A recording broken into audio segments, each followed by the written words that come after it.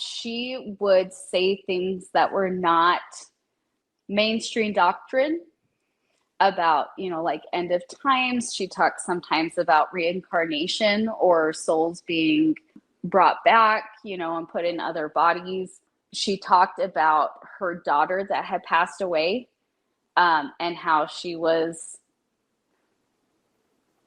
I guess, I was like trying to say it nicely, but like she was glad that her daughter had passed away, that it was the right thing. And she had lost a baby, and that was the right thing too. And she's not sad about these things because their souls are going to come back if they're not already back. It's become clear from Lori Vallow Daybell's public interviews that we are not going to get the truth from her about her beliefs, how they were formed, or anything, really. Why are we here? Like, why are we at the place we're at now? You had that life. Why throw it away? It's tragedy. Families have tragedies. Things happen, and there was a domino effect of tragedies in my life, and that's really sad. Well, I understand where Tylee is in heaven. I know what she's doing, and I know where she is. And so it's been almost 6 years since she passed away. I mean, this is the catalyst, right? What happened with her and Charles was the catalyst of her herself. Who knows what happened in totality besides me? Well, Who was there? I think everybody who's seen that you've been convicted of now Wrongly four convicted. deaths. Wrongly convicted, yes. Given that you were just found guilty, and I know you don't like the jail conditions, would you change your plea in Brandon's trial? No. Why? Will I change it? No. Because I didn't do anything. But I'm of the opinion that if we want to prevent future tragedies, it's important for us to understand how we got here. How did a seemingly nice, sweet Mormon girl, cheerleader, pageant mom become a monster? Convicted 5 times, never to leave prison again. I did a deep dive into her father, Barry Cox. I exposed his anti-authoritarian, seemingly sovereign citizen ideology, his misogyny, and his prison sentence for defrauding the IRS, as well as his feelings of superiority over the lower 95, as he puts it. That's you and me, by the way. And his litigious nature, even representing himself in a long, drawn-out legal battle with the IRS. So we can see the parallels of behavior that we've witnessed with Lori representing herself in her last 2 trials. I've ruled on the motions as required by law. Without any kind of a conclusion of law in them, just denied. Does that not show a bias and a prejudice against one single person? All right, are you done? Are you not going to recuse yourself? No, I'm denying your motion. Which would also be 404B that they withdrew. No, it'd be 405. Yeah, they withdrew it, but if you bring up 404 that you... Then all 404B is in, or do we get a hearing on what 404B can come in? If I open the door, do I get a hearing? We stop trial and I get a hearing on... Stop. We'll have a very short hearing, okay? If you're going to introduce how you have great character and good character, we're going to have a short hearing on what evidence that they can bring in to rebut that character, which could include being convicted of 4 murders. So and would you talk like... to your advisory counsel during the break. And you don't need to yell at me either. I'm... Okay. Yeah, you are. And you do not need to talk to me that way. I'm very courteous. I'm very courteous to you. No, you have been nothing near courteous to me during the course of these proceedings. Talk with your advisory council about the rest of your cross. We're going to resume in 15 minutes. But what about her religious beliefs?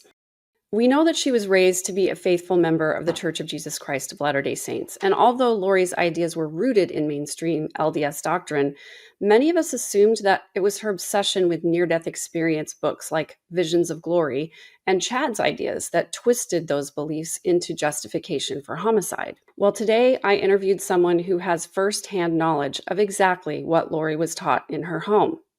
We will hear the true origin story of my cousin, Lori Noreen Cox, what she believed about herself all along, and why everything that Chad told her fit right in with that belief. Her name is Kirsten.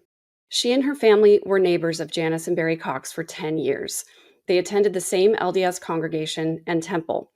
Kirsten's father and Barry were colleagues. Well, sort of. Kirsten's father was an actual attorney. Kirsten's mother, who has since passed away, was assigned to visit Janice Cox, Lori's mother, once a month for several years, including during the time when Janice's oldest daughter, Stacy, died. Kirsten's best friend lived with the Cox family for an entire summer, and although we didn't get to speak with her directly, she gave Kirsten permission to share some of her memories from that time. But most importantly, Janice was one of the leaders in Kirsten's youth group, so she experienced firsthand what Janice believed and taught. As you listen to Kirsten and I share our stories, you'll come to a better understanding of how Lori became who she is today.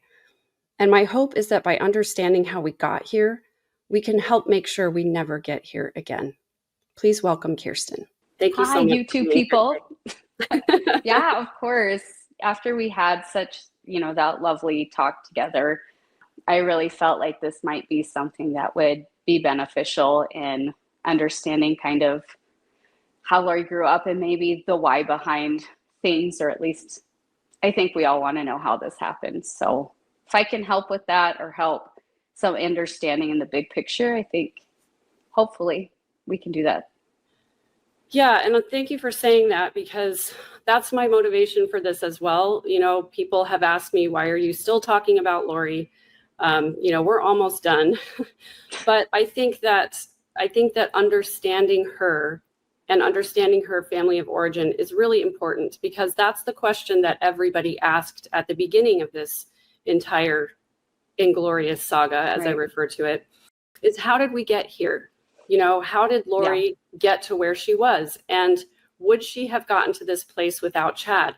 Now, my personal opinion is that yes, she would have. My personal opinion is that something like this would have happened even if she didn't have Chad. But I think having Chad and his theology, which, by the way, I think she helped develop. I think she and Chad sort of had some similar ideas, and then together it escalated from there. I have 100% thought the exact same thing. Yeah. I thought this was someone that he had his own ideas, Lori had her ideas, and then you come together. I mean, I think we've all had times where we've had conversations with someone that it sparks something. You're like, oh my gosh, yeah, I agree with that. Well, I've thought about this. Oh my gosh, yeah, this is how that connects, So I could definitely see how that could snowball when you put two people that have very similar extreme ideas just building off each other. Absolutely. Right.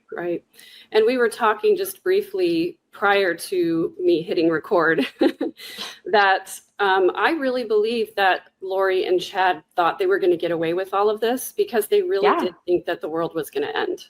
Yeah, absolutely. Like I said, I think the way we see this nonchalance, which is the best word right now, or their favorite word to use, is because they're stuff happens. And it doesn't matter, because, the world's going to end in a few months or a few years. Maybe even thought, okay, we'll get convicted, but who cares? Jesus is going to come and save us. So it really doesn't matter. Yeah. And this is one of the reasons why I think end times theology is so scary, is because if you really believe that the world is going to end at any moment, then what does matter more than anything else? For me personally, time with my family, with my children, with my grandkids, that's what would matter to me. But to some people, they're like, spend it all, burn it all, do whatever I want, because none of it matters. And Lori's whole doesn't count for me mentality, really scary and really harmful. Yeah. Well, I was thinking even about how they believe in the multiple probations. Okay, so even if you mess this one up, you get another chance. Does it really matter? I would think not. If you have an infinite amount of lifetimes or, eternities to live, does it matter what you do in this life? They might think it does, but it's hard to have that mindset that it would if you get another chance constantly, Yes. As many times as you want until you get it right. Right? How many people or devils can we do in this one? Okay, it's fine. It's ending. We'll just try again next time. You know what I mean? Right. So let's go back and rewind a little bit. Where would you like to start your story? I guess I can talk about when I grew up in San Antonio, lived there my whole life until I went to college. So, I was born in the 80s. We lived in San Antonio. We moved to the same area as Janice and Barry when I was 11. And I remember them moving into our ward because we were one of the very first houses in that area. So I remember when they moved in, that would have been in, I think, around 95, 96, I think, when we bought that house. So when I was doing the research on Janice and Barry's house, I believe they said it was built in 1996. That sounds right. So that whole development probably would have been finishing around the end of 95, and they probably moved in shortly after that. Yeah, because I remember when their neighborhood was getting built out, and that all sounds correct. Their house was just down the street from the LDS chapel. It was very close to the chapel. Yeah, you couldn't really walk there because it's a busy area, but it was, less than 5 minutes from their house. Yes, and they lived in the neighborhood directly across. Yeah, so you were in a close neighborhood. And for those who don't know, in the LDS Church in Texas, it's not like Utah where 3 blocks are your entire congregation. It's a little more spread out than that. But there was a huge concentration of Mormon families in the Stone Oak area. And I remember when my parents moved in, that they moved into a different ward in the stake that had many fewer youth in it. So when people came to San Antonio and looked at houses, everybody who was Mormon wanted to move into the Stone Oak area because that's where the huge youth program was, in the Stone Oak ward. Yes, that was, I think, one of the main reasons my parents really liked it, because although our neighborhood was new and we were one of the first houses there were so many people like our same, or my parents' same age, that had kids in the same age range as me and my sisters. So we had immediate friends. We had a really large youth group, like you said. My parents, of course, being Mormon, would always talk about all of the Mormon boys we had available to date and get to be around a good group of Mormon young women. So we would be guaranteed to have friends that had our same belief system. So that was definitely a huge motivator for them to move in that area. In our ward, we had that big youth group, and I felt like a lot of things were very youth-centered. And when Barry and Janice moved in, Janice was actually one of the leaders in my young women's group. Yeah. So I saw her a lot. And there was a time even when she was moved out of it, or in the Mormon church, they call it being released. Like your job in the church. Yeah. It's like they move you from one job to a different job. Right. So even when she was taken out of the young women, she would still come often, specifically to testimony meeting. So she would just come and just hang out instead of going to the Relief Society or the adult women's class. So I saw her a lot and got to know her very well. Spent time in their home, going to pool parties they would have for the youth there. What was interesting as well is my dad practiced law, the same that Barry practiced. I don't know how you want to say it. Pretended to practice, said he practiced. Right. My dad was a CPA and an estate attorney. And so there was a lot of love-hate relationship there, I guess, so to speak. My dad would be like, well, he's not an attorney. Well, he's not licensed. I don't know what he talks about this. But then socially, they were very, oh, it's so good to see you, the hug with the pat on the back and, all of the things. So I always thought it was very interesting the way my family interacted with the Cox family, so to speak. Yeah. I want to explain for the Nevermos about the different classes and things that we're talking about so that they'll understand a little bit why it was strange for Janice to be visiting your Sunday school or visiting your young women's class. So when you grow up in the church, you have a primary class. From the time that you're 3 until you're 11, primary classes are girls and boys together. And then once you turn 12, the boys go to priesthood class and the girls go to the young women's class, is what they call it. And within each of those organizations, there is obviously adult leadership. So there would be a president and 2 counselors and usually a secretary.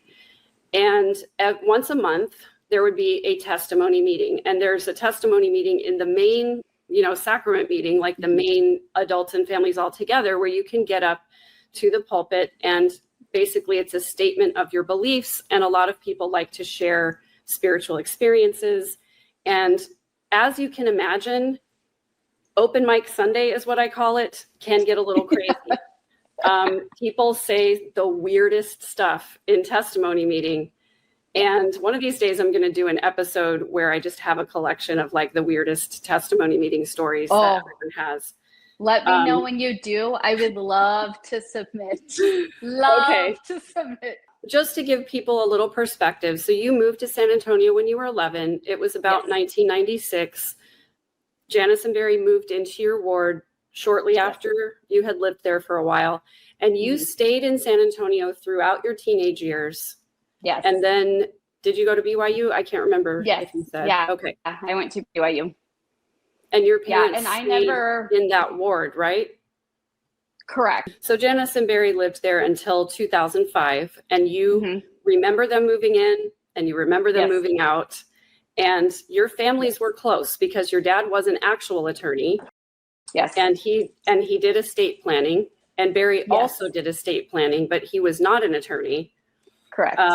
Which, from what I understand, you can do estate planning if you're not an attorney, but you can't say that you are an attorney, which is what Barry did, which is what got him the cease and desist from the state of Arizona.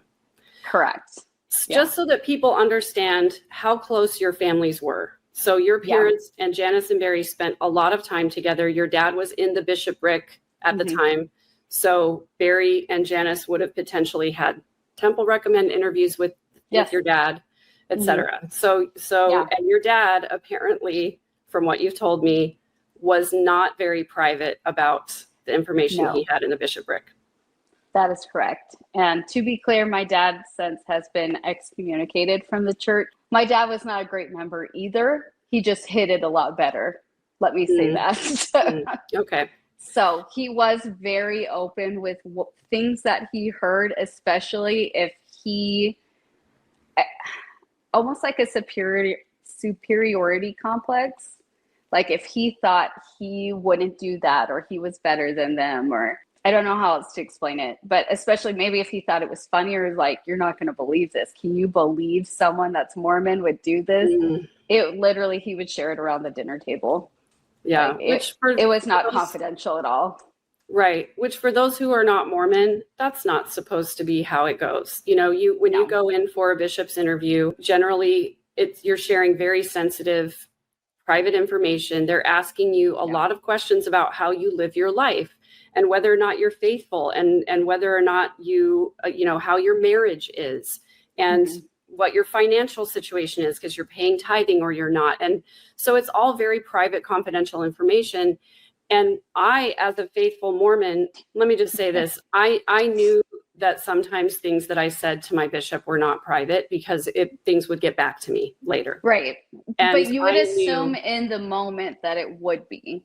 Right. When I first started, you know, as an adult doing temple recommend interviews, I was under the assumption that everything that I said in there was going to be private.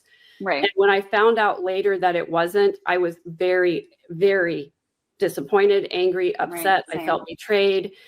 And I also found out that, so I was in the same ward my entire adult life for 22 years.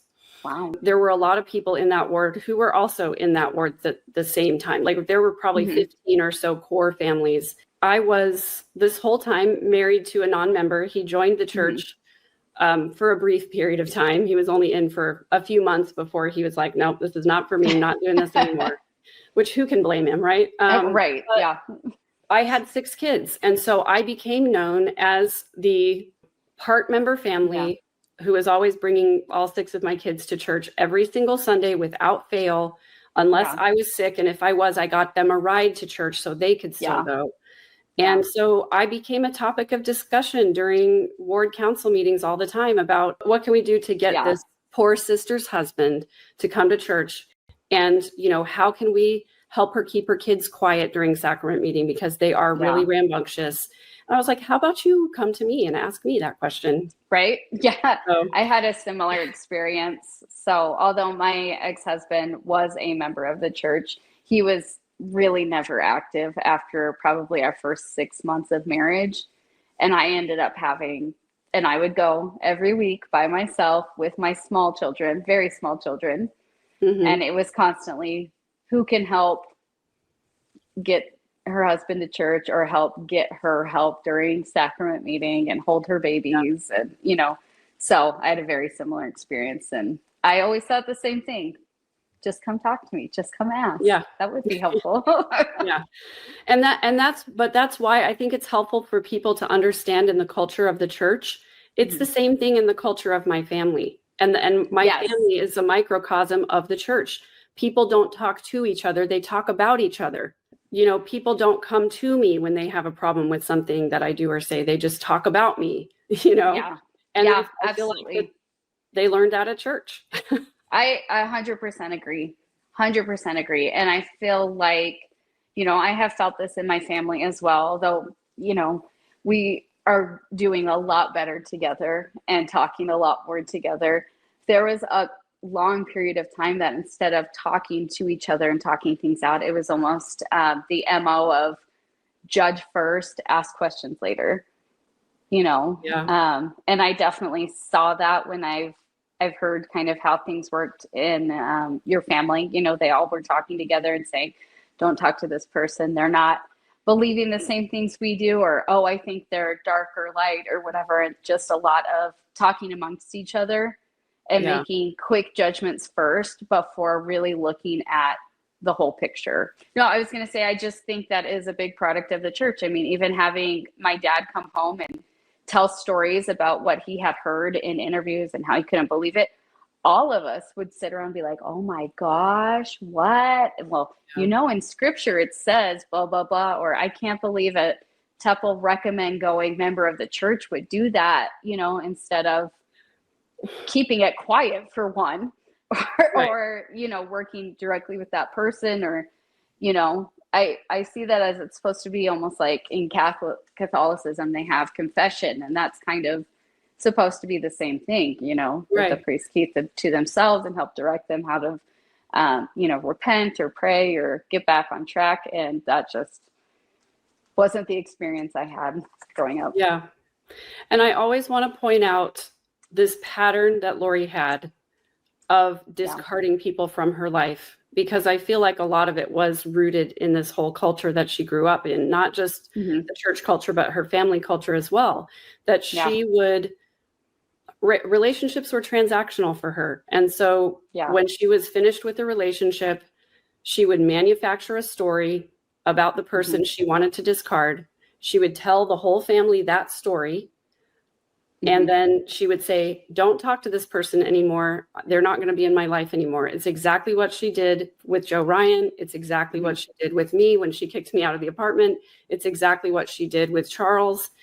And it's exactly what happened in the family culture when all of this was going on, is that, Lori had separated herself from the family and really cut off contact with almost everybody except for Alex. And nobody, we heard Janice and Summer say they still believed Lori and supported what she was doing all the way up until they found the kids, when finally Summer turned a corner. Still have a question in my mind about Janice, but we're going to get to that. I do want to say that, I knew both of Barry and Janice for an extended period of time, over 10 years. And I always had the feeling, I'm just putting it out there, Barry was super creepy. I have stories to back all of that up. Janice always seemed like she truly had a good heart and wanted to do the right things, but was very misguided. And, things she would say, things she would do, we were always like, that sounds off. That sounds not correct, you know? Yeah. But I always felt, and I still do to this day, that I think Janice has a really, really good heart. And I think she wanted to give people the benefit of the doubt because she had been, I'm sure, living with someone like Barry, I'm sure she was gaslit all of the time and probably questioned herself, you know? And I truly think that although she had some very skewed beliefs, I do think that she generally was trying to be a good person, even though it was extremely skewed. Yeah. And I agree with you 100%. You know, I loved Janice. She was very kind to me when I was, you know, teenager and young adult, except for the times when she would, you know, get on Lori's side and do really harmful, horrible things. I call it the family ether. When I was in the family ether, you know, just kind of like, oh, this family's kind of weird, but it's great, you know? When I still was in that ether, I loved spending time with Janice. You know, I thought she was smart. You know, we had some good conversations, and I still do believe, as you do, that she really did and does want to do the right things. But I do also think that having been married to Barry all of these years, and, you know, you can't be in a relationship with a man like Barry for that long and not be misguided about a lot of things, you know. For sure. The thing that I have realized throughout this entire series of events is that Janice has historically been the keeper of the family secrets. She has historically been the person who has whitewashed family stories and made sure to correct anyone who was saying something different than the family narrative. Absolutely. And it's a form of gaslighting, which I think she probably learned from her husband, or at least it was enhanced by her husband. But I really, you know, I want to give her the benefit of the doubt. I want to believe that she has a good heart. At the same time, I find it incredibly troubling that she has, for all of these years, allowed Barry to operate the way that he does and remain silent. Absolutely. I think that's also one of the reasons I saw this situation more for what it was. I had told you when we were talking, the parallels between the stories I have heard and things that I experienced knowing the Cox family, it doesn't differ that much from how I grew up, other than my parents did not have extreme ideology. I definitely saw a superiority complex with Barry and my dad. I think that's one of the reasons they clashed so much, is it was constantly a dick measuring contest. Like, I don't know how else to put it. Basically, it was like, well, I do estate planning. Well, I do it, and I'm an attorney. Well, you know, the IRS, you shouldn't have to pay them. Well, I'm a CPA, so you should have to pay them. And I guess you'll come to me when you need an attorney. Ha ha ha. And then hug each other and pat on the back. And then as soon as they leave, I fucking hate that guy. You know, sorry. And it was always like that. And, you know, my mother passed away about a year ago. And I've had a lot of conflict with that because I truly love my mom dearly. And I saw a lot of the same patterns with her as with Janice. We did not have the extreme beliefs or the extreme family secrets that the Cox family did or does, but there was a lot of very inappropriate things that, you know, my dad did, or things that happened in our family that my mom very much covered up, changed the story, softened it, rounded the corners, you know, however you want to put it, that I would very much call out even when I was younger and be like, that is not what's going on. Like, and it would bother me a lot, like to the point that I would point out very frankly to my dad, you know, that's not what happened. I don't know how you're going to the temple and doing these things, you know, or things like that. And I would usually bring it up to my mom first, because I would be like, why do you let him do that? Why do you cover up for him? You know, why are these things happening? And she always was, almost shrugged it off. Like, there were a couple of times, even in adulthood, she'd be like, you know, you're right. I just don't know. It was almost like she couldn't even confront the idea that those stories were how I was pointing out, you know? Yeah. When I saw that this happened, it didn't surprise me. And I didn't see it as out of nowhere, you know? Mm-hmm. I knew a lot of Barry and specifically Janice's belief on end of the world, very much superiority. You know, I know you had talked about Barry's testimony, talking about how these unattractive and homely, you know, people coming into the temple. Yeah. So I was in that testimony meeting. So when I heard it on your channel, I started to laugh and I was like, I remember that. That was one of the stories I would have shared with bizarre testimonies. You know? So for people who may not have heard the story, Barry was a temple worker in the San Antonio temple. He would work the recommend desk, which means that he would be standing at the desk, which is right in front of the front door. And you can't come into the temple without going to that desk. You have to show your Mormon card. They have to scan it. So Barry was one of the people working that desk.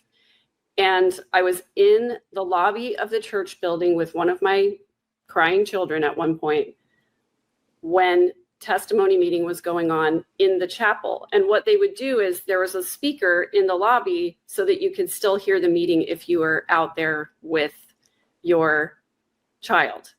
And Barry was up at the pulpit giving his testimony, and he was saying that as he was watching people come into the temple, he's like, these are not the beautiful people. These are not A-list celebrities. You know, they're dressed kind of frumpy, some of them, but it just struck me that, you know, they're coming into the temple and they all have the Mormon card. And so they must be good people anyway.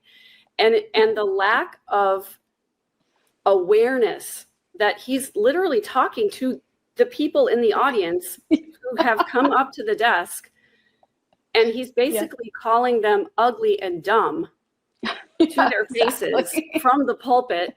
And I just like literally had to leave the building. I couldn't believe what I was hearing. And when I told that story, some people are like, did that really happen? Well, now we have a second witness.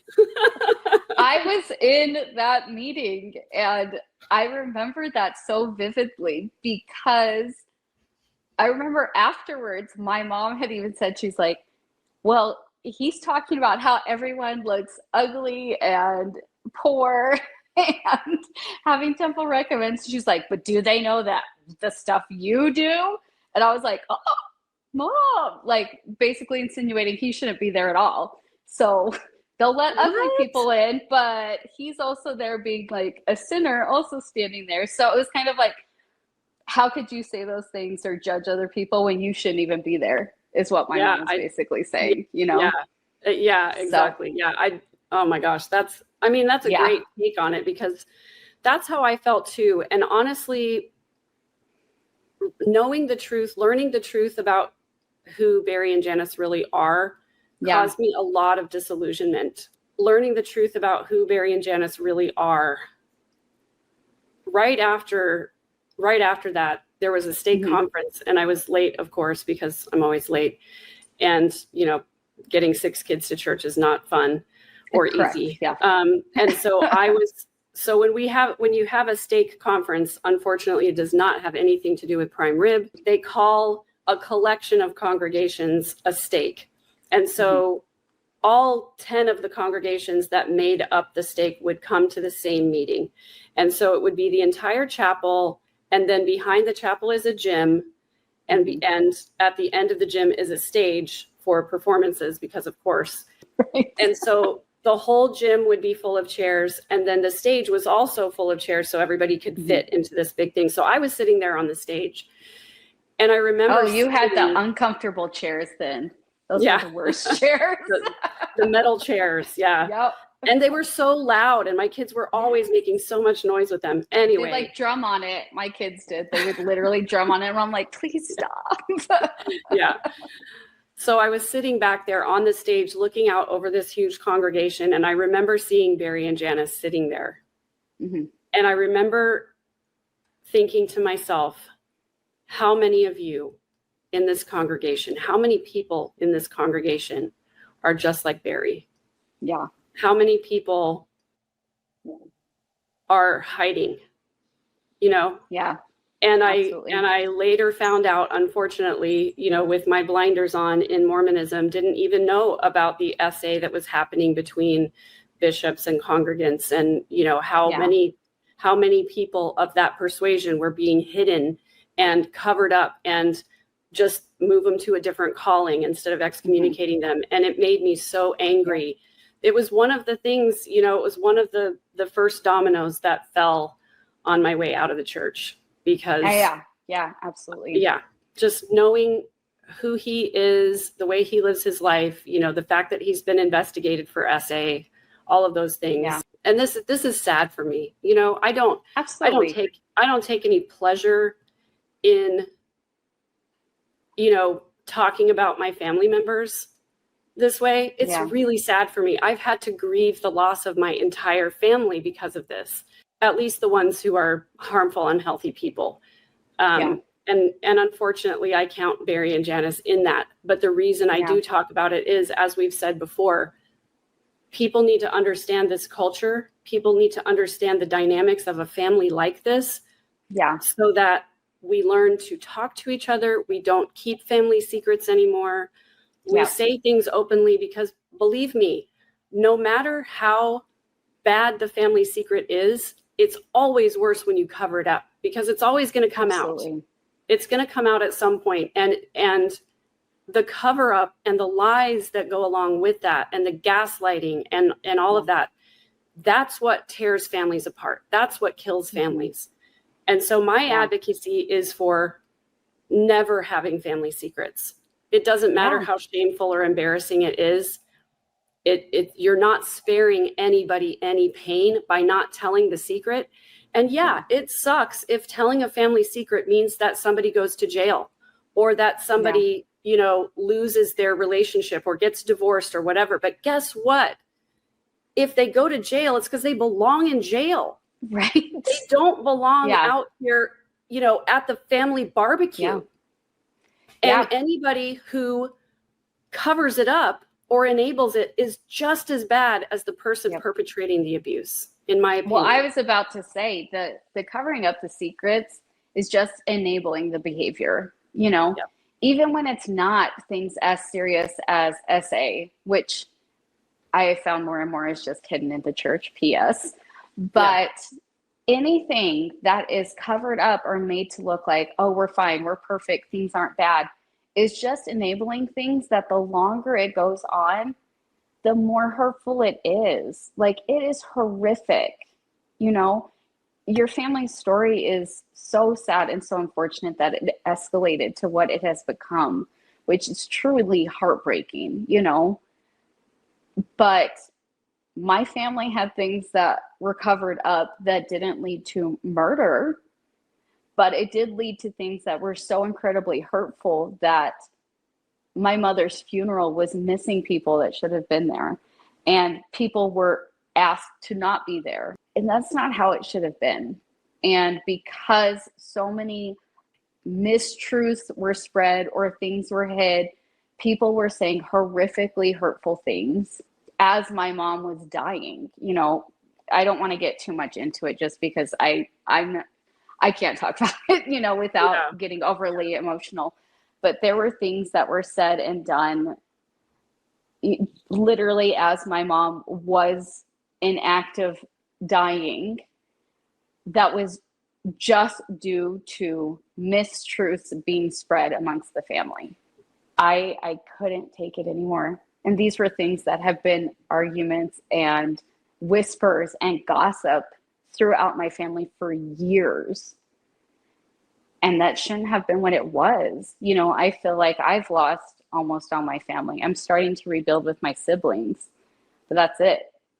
I don't have relationships with my aunts and uncles anymore, and not my cousins. And I stay off social media and all those things, because at some point, even when you try to share the truth and expose the truth, it's been 30 years of lies, So it's almost like, okay, believe what you want to believe. But even when the truth came out in a very public way for my family, there were still people who chose not to believe, which is why it did not surprise me when Janice and Summer denied that anything happened, because I had seen it. I'm like, yeah, that's what people do.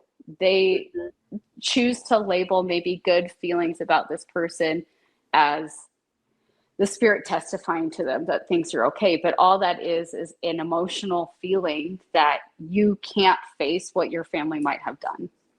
Right. I mean, that's what it is. So it didn't surprise me at all. There was not one single part of this story that surprised me other than it had escalated to so many murders. Yeah. But nothing else surprised me about it. I'm like, yeah, I can see how it went from point A to point B to C, D, all the way through Z very easily. I followed that trail with no problem. So when I'm like seeing things that she was such a good mom, how did this happen? You know, all these things, I'm like, I could tell you very easily as someone outside looking in that was there and saw how they were. Yeah. Well, when you were talking about your family and you were saying, even when the truth came out in a very public way, there were still people who wouldn't believe it. Yeah. Same, sister. Yeah. Yeah. You know, it's exactly what is happening in my family too. And it's really sad and unfortunate when you get confronted with the truth in a public way, but you still refused to really believe all of it. You're still in denial. I mean, that's a really sad, difficult place to be. So let's go back to young women. So when you were 11 or 12 is when the Coxes moved in. Yeah. And do you have any specific memories of meeting them for the first time or your parents meeting them for the first time? Not really specific of meeting them. I feel like it was almost like they were kind of there. I remember that they moved in and, well, I guess I do kind of remember it. I remember thinking that Janice was so unlike any other women in the Word. You know, you and I talked about this. I was like, in what way, Kirsten? You know, to me, she felt very tall. I honestly couldn't remember how tall she is. I'm only 5 foot, so everyone is a lot taller than me. But she always also wore very high heels. I'm talking like platform high heels. So I don't know how tall she is, but I remember thinking she was very tall. She was very thin. Her hair was probably blonder than mine is now, always very platinum blonde. For Mormonism, very tight clothes. I mean, maybe even now, tight clothes. We joked around that she always had like leopard print skirts with these high heels. Tan as anything. She looked like a freaking lifeguard or something, you know. Super tan, super blonde, super tight clothes, super high heels. And I just thought she looked so different than any of the other Mormon women I had seen. And it was like, I thought it was like, oh my gosh, you can dress like that? Like almost intrigued, but also like, I don't think I want to dress like that. You know what I mean? And I feel like a lot of people kind of just passed it off as, oh, they're from California. They're some of those California Mormons. Yeah, I think it was, you know, and I remember Barry being kind of tan, like in an odd way for a man, I thought. But again, I was a kid, so I was like, he must go to the pool a lot. I don't know. You know what I mean? Well, yes, Janice and Barry always had a pool. They were always laying out by the pool, but that wasn't enough. They also went to the tanning salon on a regular basis. Really? And I didn't know. Yeah. And I always thought it was very weird that Barry was so tan all the time. You know, for a woman, you know, that's one of those things that, you know, a lot of women like to be tan, you know, especially back in the 80s, tanning salons were a big thing. Yeah. Even into the 90s. And I actually worked at a tanning salon with Lori when we lived in Austin. Oh, yes. Because of course she worked at a tanning salon. I just remember like, just seeing that big blonde hair and those high heels. And I remember my mom and dad always making comments. They're like, I think she does that so you can kind of see her garments a little bit. So we all know she's wearing them. And I was like, okay, I guess. And I was like, I don't think she'd want to cover them up. And my mom was like, no, some people do that to show that they're temple worthy. And I was like, okay, that's weird. Well, it looks stupid. It's very weird. What I was thinking. But I mean, she had short skirts. So if she bent down at all, you know, even just barely, you know, the back, you know, there'd be slits and stuff. You could see it hanging out. But you do you is kind of what Very- I thought. So Very strange. yeah. Yeah. I just remember her dressing very differently from the other Mormon women. I shared a story with you, and we'd had a pool party at their house, and she was wearing a two-piece, which in Mormonism was like, we do not wear two pieces. Even a tankini was like, whoa, you are pushing the boundaries there. You know. That's right. There was a rule when we went to girls' camp that you could not bring a two-piece swimming suit with you. Yes. You had to Yep. bring a one-piece. And when tankinis came out, they also would not let us bring tankinis because Yes. then there was a chance that our belly buttons might show. And the reason for all of this is because at every girls' camp, there has to be a priesthood leader. One male There has to leader. be Yep. at least one man because, God forbid the women should do anything on their own. And we were told that because there was a man at the camp, we needed to dress modestly so that we Yes. would not be a temptation to him. And at the time, I remember thinking, oh, of course, I don't want to tempt anybody, so I'm going to dress Yeah. modestly. And now I think, what kind of a man is tempted so much by teenage female girls that we want I him think at this camp? we both know. We do both know. I'm just But- saying. But from an Yeah. adult Yeah. perspective, I don't want a man like that at a girls' camp. So if you're going to be tempted by teenage girls, I don't want you here. I'm going to pick someone else. Yeah. Anyway. I mean, and what's interesting too is, you and I would have attended the same. Well, I'm younger than you, so we probably barely missed each other, but we were there, went to the same camps and everything. The camp that we went to, we went in June. We used to go in March when I was younger, but I remember towards the later years, we went in June, and this is the Texas heat, over 100 degrees, 80% humidity, and we were required to wear long pants, no shorts allowed, because they felt like too many girls were wearing shorts that were too short.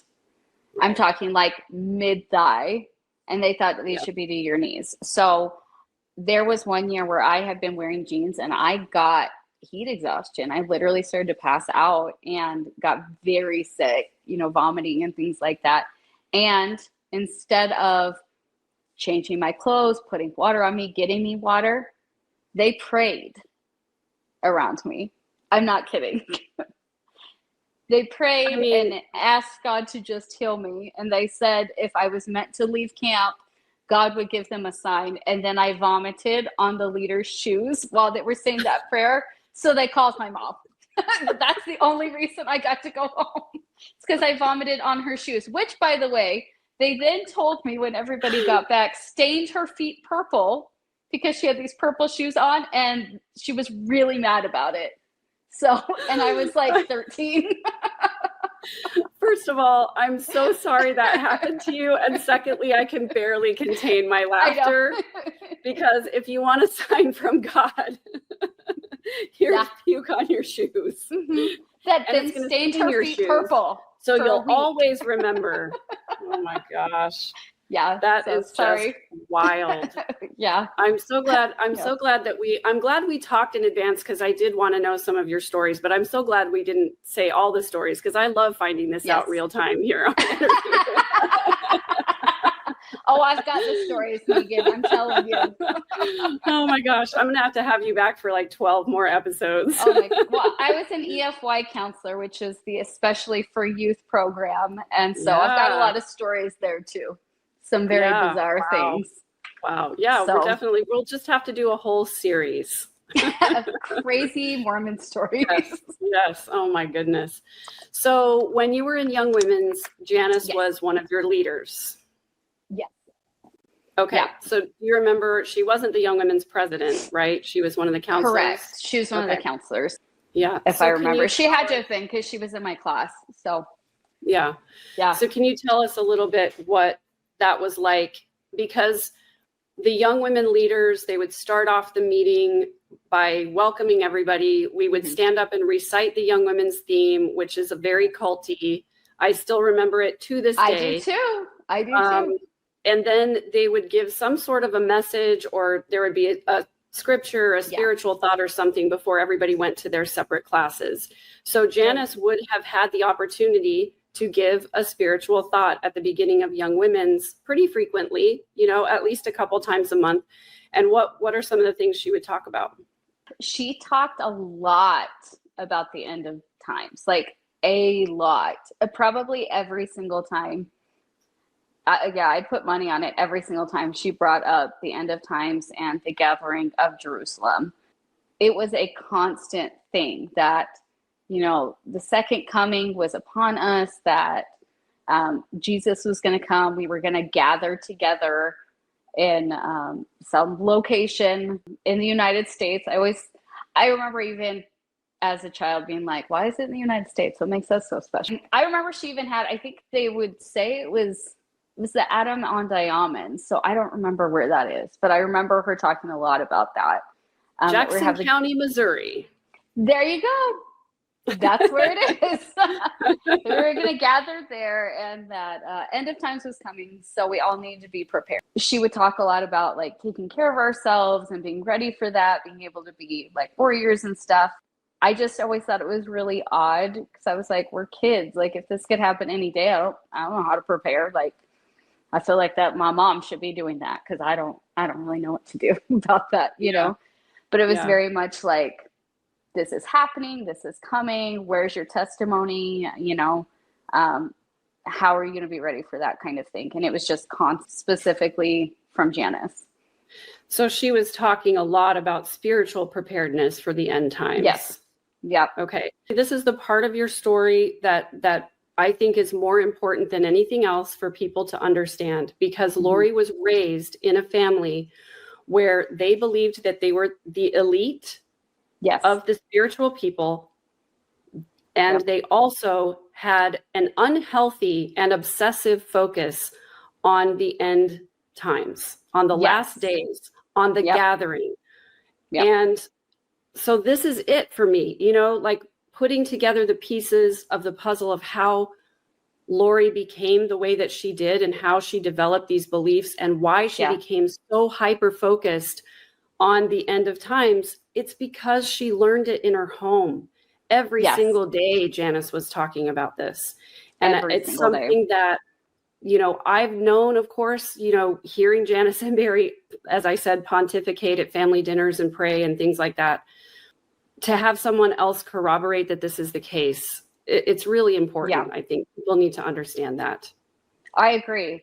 One of my very, very close friends, and she did give me permission to share this, she actually lived with them for a summer in San Antonio. So her parents had moved states for her dad's work, whatever, and it was just the one summer before she was going to go to college. So she stayed with them so she wouldn't have to fully uproot and then start university. So I asked her, I was like, did you see this coming? And she was like, oh yeah. She didn't realize it until I reached out to her. I was like, did you see, you know, this case that's going on? That's the Cox's daughter. And she literally said back to me, that doesn't surprise me at all. And I was like, me either. Like, how was that? And she said that every single day, Janice brought up the gathering of Jerusalem and the end of times, and then gave her books to read and would ask her about them. And she said, I never read the books because it was super weird to me.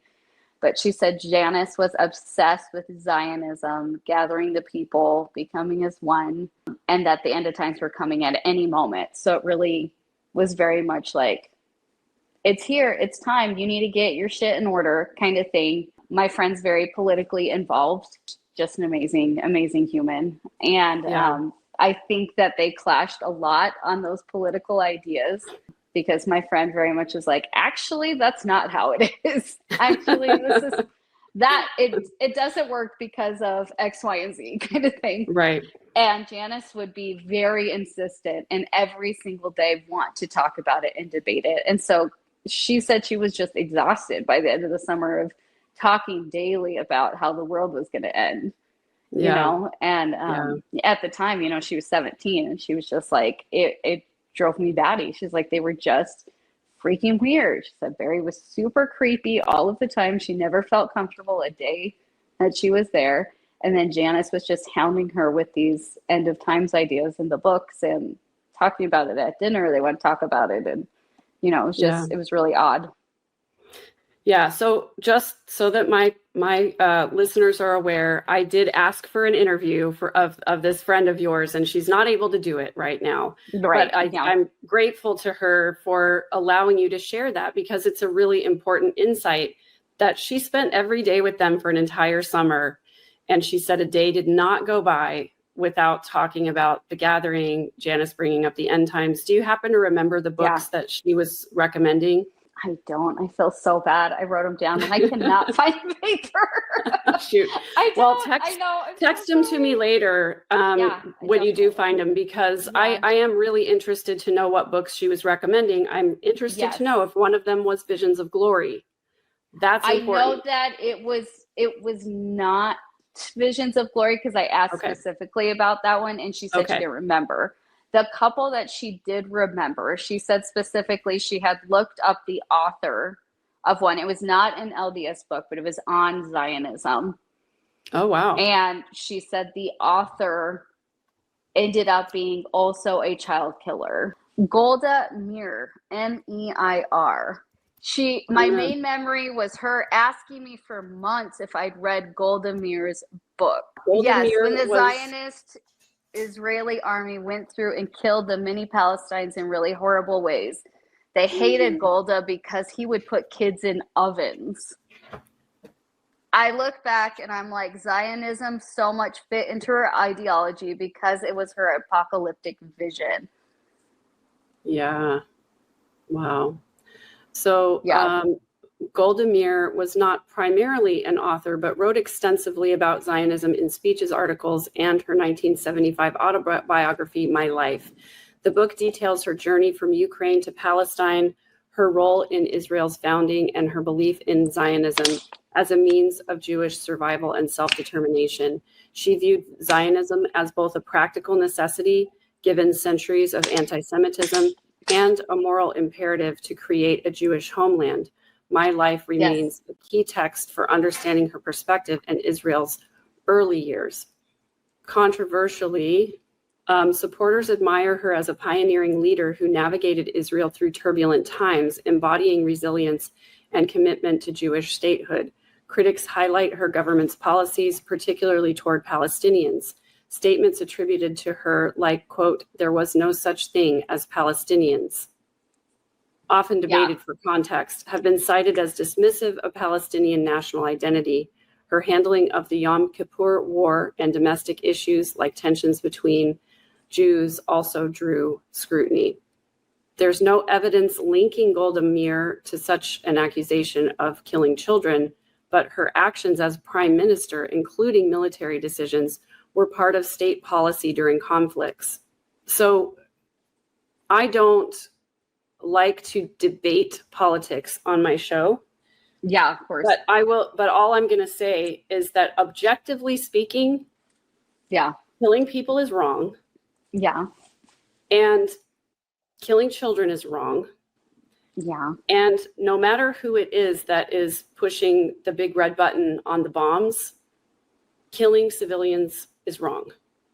Yeah. And that's all. And I think I wish that were something that I could just say that we all agree on, but we don't, unfortunately. And that's really terrible, because when you remove all of the motivations and all of the politics from it, objectively, we can all say it is wrong to kill children. Yeah. I wish that was something that we could all agree on. And it makes me really, really sad and angry that it's not. Yeah, so me too. That's all I'm going to say about that issue. But so just to say that obviously Janice admired this person. Yeah. And she asked multiple times to read the book. Right. Yeah. Right. Yeah. Goodness. So when Janice was removed from the Young Women's Presidency, she still continued to come into the Young Women's class for those once a month testimony meetings, which is strange. That's not something normal, because normally adults go to their own meetings. They have their own testimony meetings. And so can you talk a little bit about how you found out, or what you found out about why Janice was still attending Young Women? Yes. So Janice would almost without fail bear her testimony every single Sunday in the main meeting and testimony meeting. And she would say things that were not mainstream doctrine about, like end of times. She talked sometimes about reincarnation or souls being brought back, and put in other bodies. She talked about her daughter that had passed away, and how she was, I guess, I was like trying to say it nicely, but like she was glad that her daughter had passed away, that it was the right thing. And she had lost a baby, and that was the right thing too. And she's not sad about these things because their souls are going to come back if they're not already back. Just very, very open. And I think that because it was so not mainstream and because she did it so often, they asked her to not bear her testimony as often, or told her if she was going to, she needed to keep it to certain beliefs, things like that. And so I think because she was asked not to do it in the main testimony meeting, she would come and bear testimony then to the young women, which she did often. And she would sit in the back, I think, so she wouldn't get kicked out or seen. And then she would bear testimony in the young women's meeting. Yes. What also strikes me about that is that during young women's, the women would be having their own meeting. The adult women would be having their own meeting. It was called Relief Society. And they would have a testimony meeting in Relief Society. But if Janice got up in Relief Society and bore her testimony, she would face the same kind of resistance from the adult women, because they would tell on her to the bishop and say, she's saying crazy things again, tell her to stop. But by going into the young women's room, she probably knew, you guys weren't going to say anything as young women. You were just going to be like, that's weird. And probably the leadership, there probably wasn't much the leadership could do other than, they could go tell on her to the bishop. But then what are they going to do? Put her in primary with the children? Exactly. Exactly. So this is another really important piece of the puzzle, because a lot of people have wondered about Stacy's death. And for those who don't know, Stacy is Janice and Barry's oldest daughter. She died under very suspicious circumstances in 1998. I was there with Alex. I believe that Alex had something to do with her passing more quickly than she would have. She was very sick. She was also very emotionally unhealthy, from what I understand.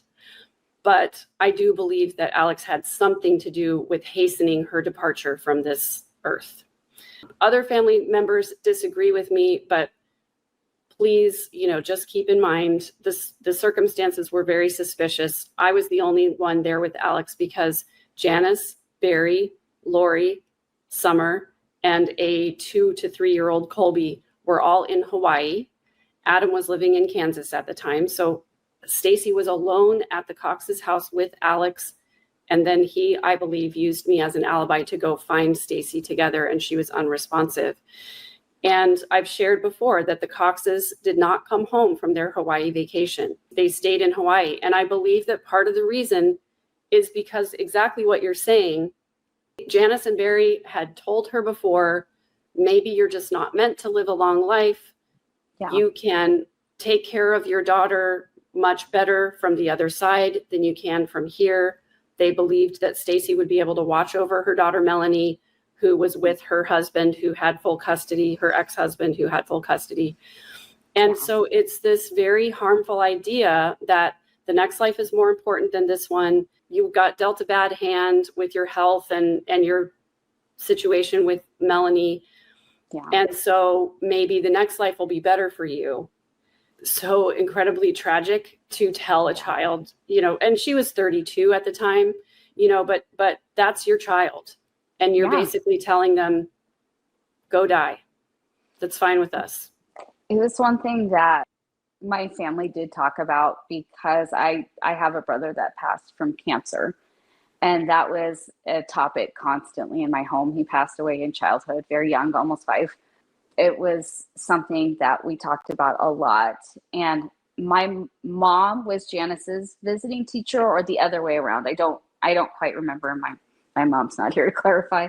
Yeah, so for non-Mormons, visiting teaching was a program by which they would assign people to go and visit different families to make sure that their needs were met and things were taken care of. It's a beautiful concept, I think. Oh, absolutely. It didn't always go the way it was supposed to, but this just means that your mom would have visited with Janice at least once a month in her home, or vice versa. Right. It's kind of like an assigned best friend. That's what I used to call it. That would come and see you, again, at least once a month. If you had hard things going on in your life, you could contact your visiting teacher, let them know, kind of figure ways for the church to help, etc. Yeah. So for example, if a child passed away, your visiting teacher would come in and, comfort you and make sure that you had other people to bring meals and come and visit you, so that during the time that you're dealing with your grieving, that you have people helping you and they're aware that you're grieving and they're trying to help you through this process. So they would have been very close at this time. Yeah.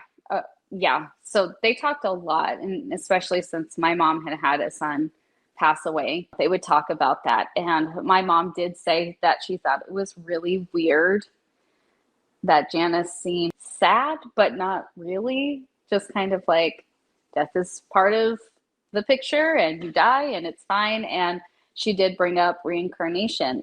She had asked my mom specifically if she thought my brother spirit had been born to another child or would be born to another child. My mom kind of did not enjoy talking about that because she said she didn't want him to be. She liked knowing that was her son and that she believed in heaven she would get a chance to continue to be his mother and raise him. That was something my mom said all the time, that God was going to give her the chance to be his mom and raise him. So that's a very mainstream Mormon belief, is that if you have a child die during this life, that you will have the chance to raise them in the next life. Right, exactly. So my mom really was prickly against that, and it did bother her a significant amount that it wasn't just brought up one time, it was brought up frequently. And it was kind of like, my mom was like, I don't want to talk about this anymore, but I don't think she ever said that to Janice. But she did not want to talk about it because Janice firmly believed that her baby that they had lost was in somebody else. I don't know how much you want to go into all of that. But well, no, I actually do want to talk about it because I want to talk about the stories surrounding baby Lolly. Laura Lee is the name of the baby that Janice lost. And this was, Janice had Stacy, then Alex, then Adam, then Laura Lee was born in 1971. And she died, I believe, when she was just 6 weeks old or so. Then Lori was born. And Janice obviously had some form of this belief at the time already, because she kind of did name Lori after Laura Lee, who was called Lolly.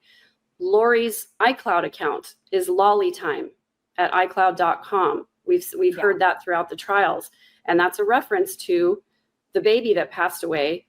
And so what you're telling us is you're confirming basically that Janice said that Lori was a reincarnation of Lolly.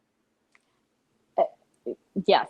Well, that's what my mom had insinuated, that she did believe that. And and this is totally just putting on my tinfoil hat, I guess, so to speak. I have to think that if you are raised believing that your sister getting another chance, that right there could be a confirmation of these multiple probations, right?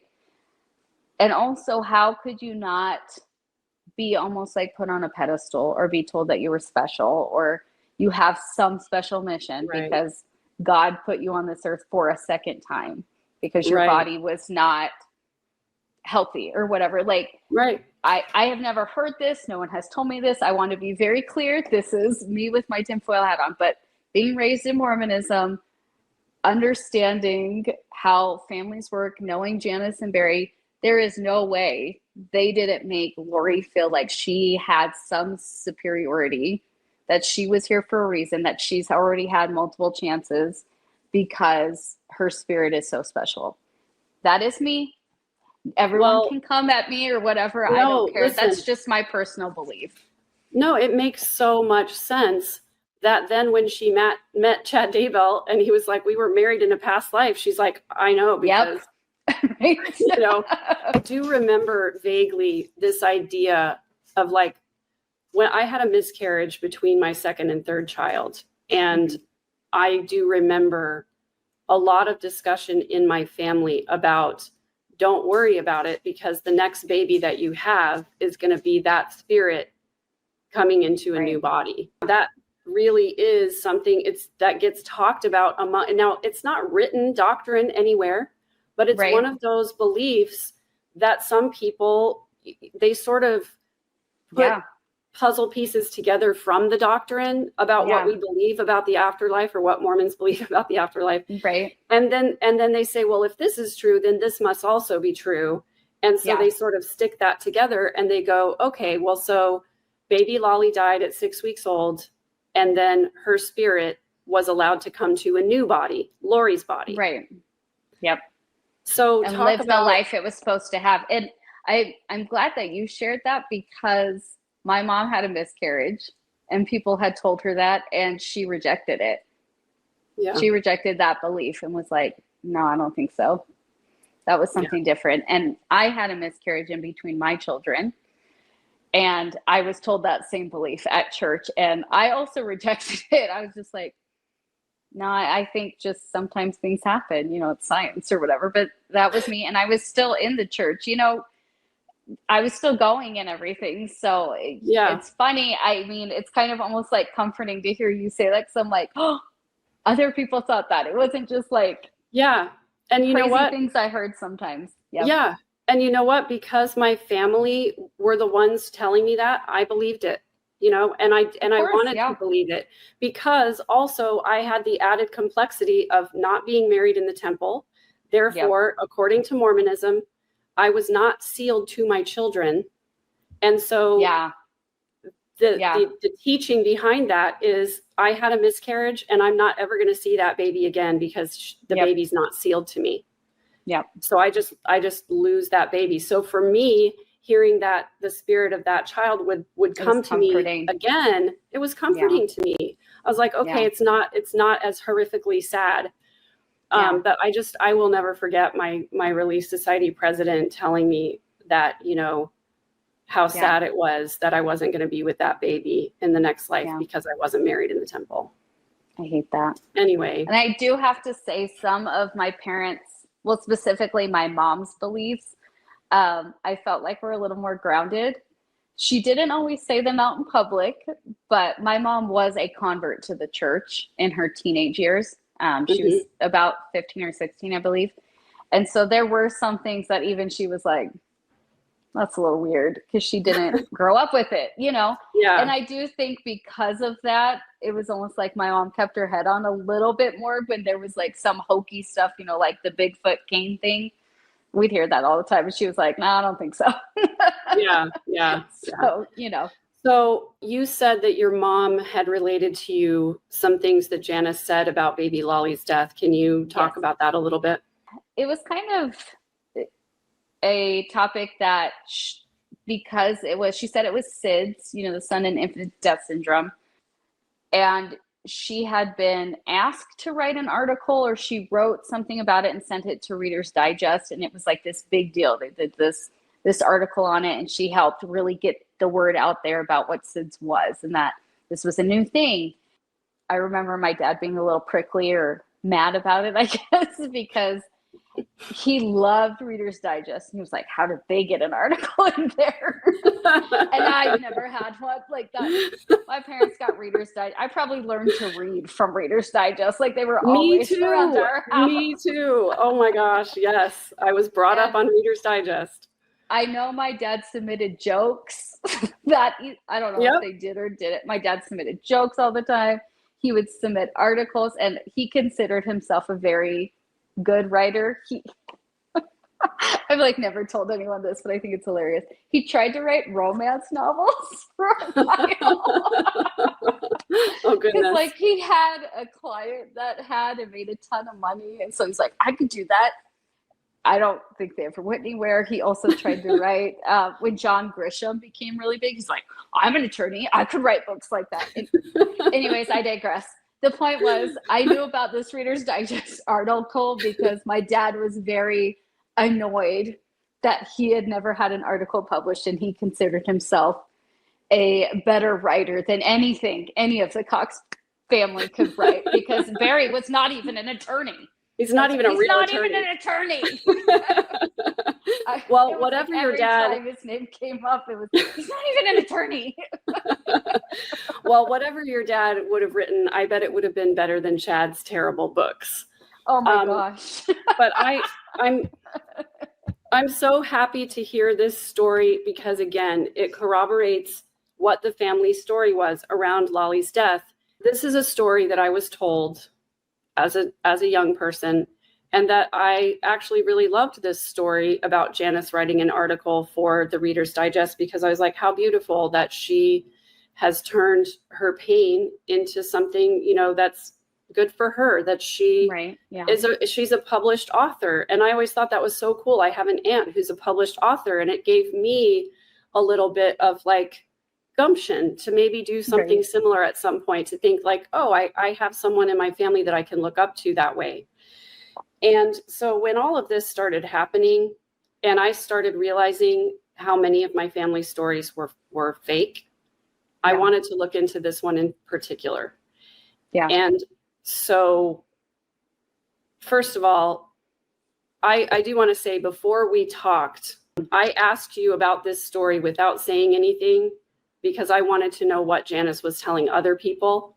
So I didn't tell you any of this until after you told me she was talking about SIDS and writing the article. That is correct. Yeah, I definitely brought it up because it was always a topic that we were like, how did she get an article in there? And my dad didn't, which is so stupid. So yeah, I mean, right there, it's something that was said in your family, and I heard it as an outsider without you bringing it up. So I thought that was really, really funny. Right. That we both had heard this story. Right. So one night I was on a program called Web Sleuths, which I absolutely love the ladies over there. They're amazing.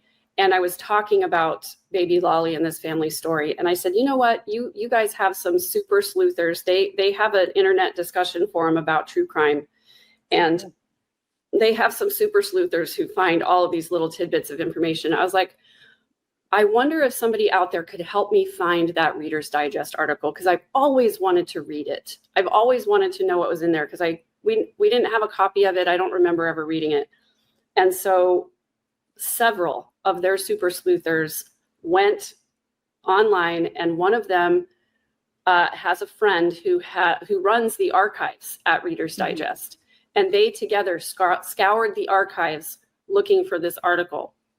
Well, strangely enough, they couldn't find anything that was written by Janice Connor or Janice Cox.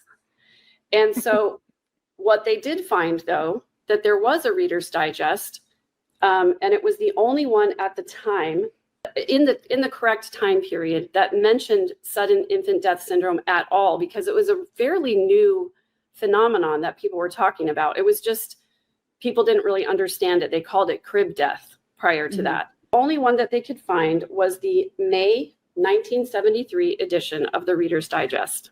That you have. So I went, they told me that was all they could find. So I went online and I found this on eBay. That's crazy. It is an actual copy of the May 1973 Reader's Digest, and I have read it from cover to cover.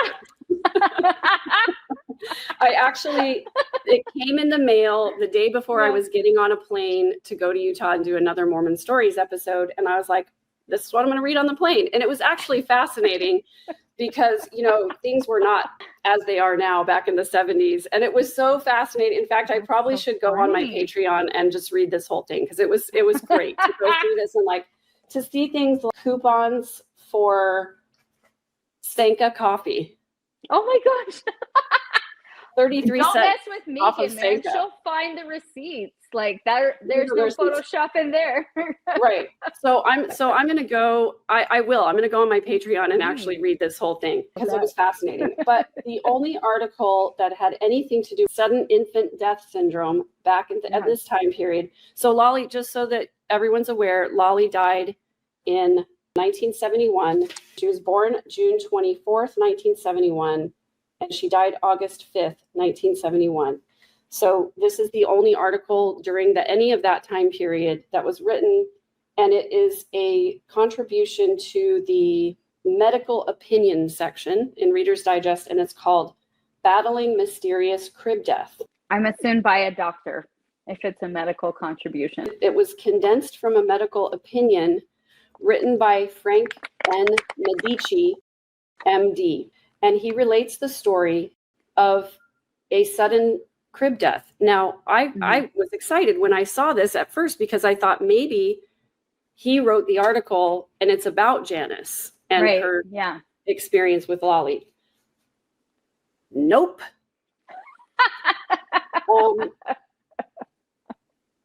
Oh my God. He says, fear of losing a life entrusted to his care is a nightmare that haunts every young pediatrician when he first hangs out his shingle.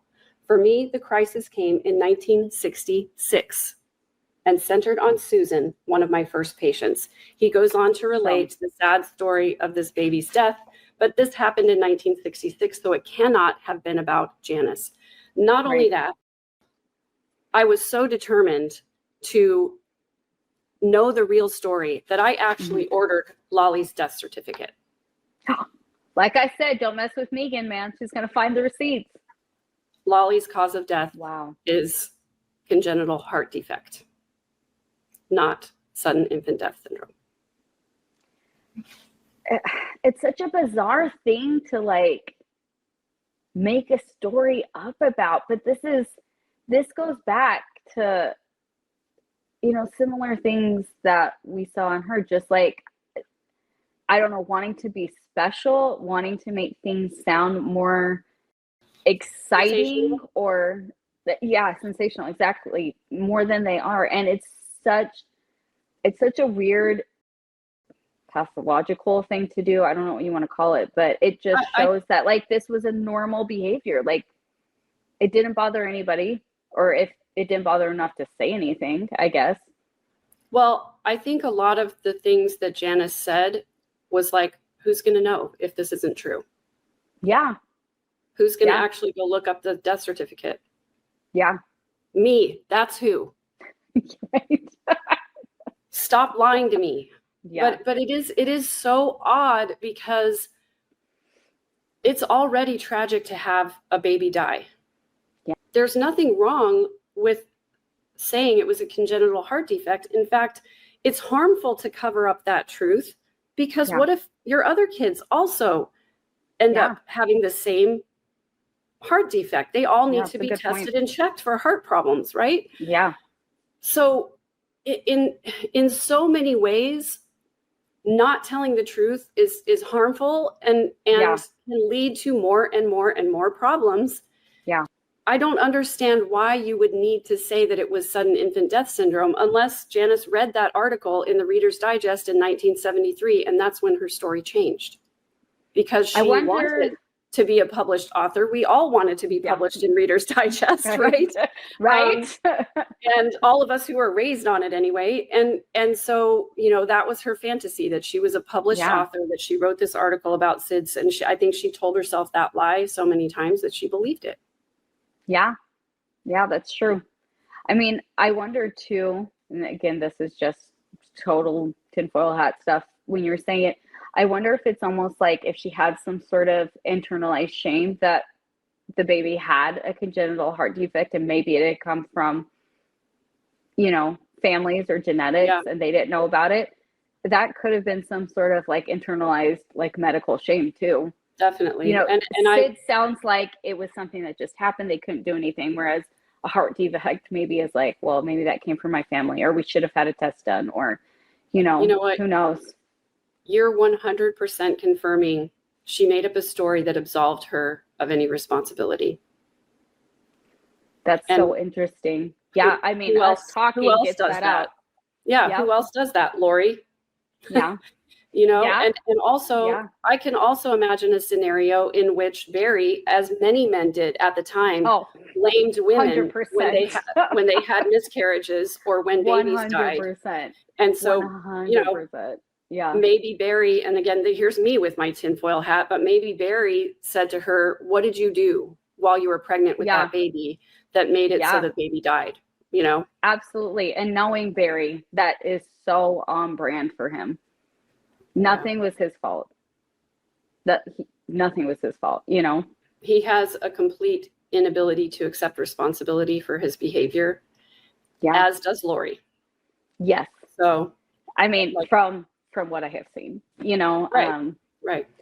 It totally has that fingerprint all over it. So it's interesting that something so small can show so much psychologically, and the way people are raised to be like, well, this isn't my fault, and here's the reason why, or just make up a story that, oh, it didn't happen that way.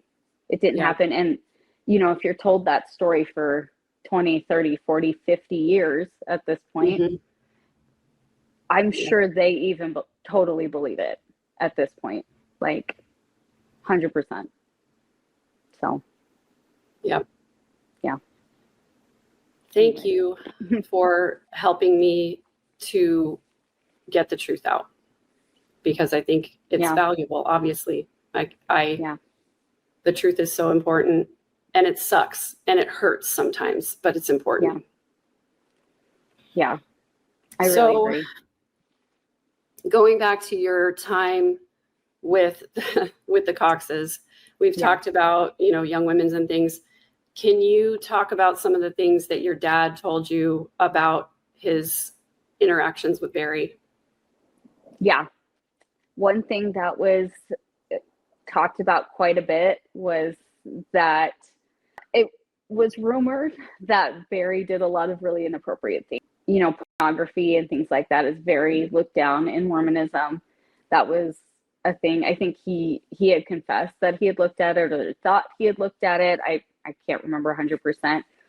But one thing we did know is that he would frequent strip clubs, which, do you? I don't care. But in Mormonism, it was like, oh, that's live pornography. Right.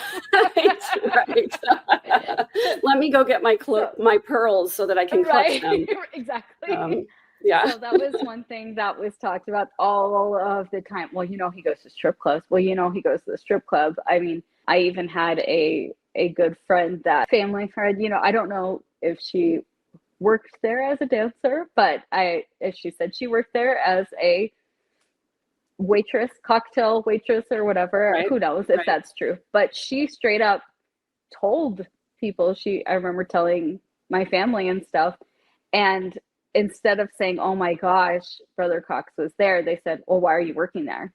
Well, what are you doing? Why are you there? And I sat there. I remember I was like 16, and I said out loud, oh my gosh, you guys, are you serious? And of course, we're going to shame the woman for her job instead of shaming the man for being at a strip club. Who was a temple worker at the time. Right. So everybody going there might be ugly, but he probably had just come from the strip club, or was going to go right after. Who knows?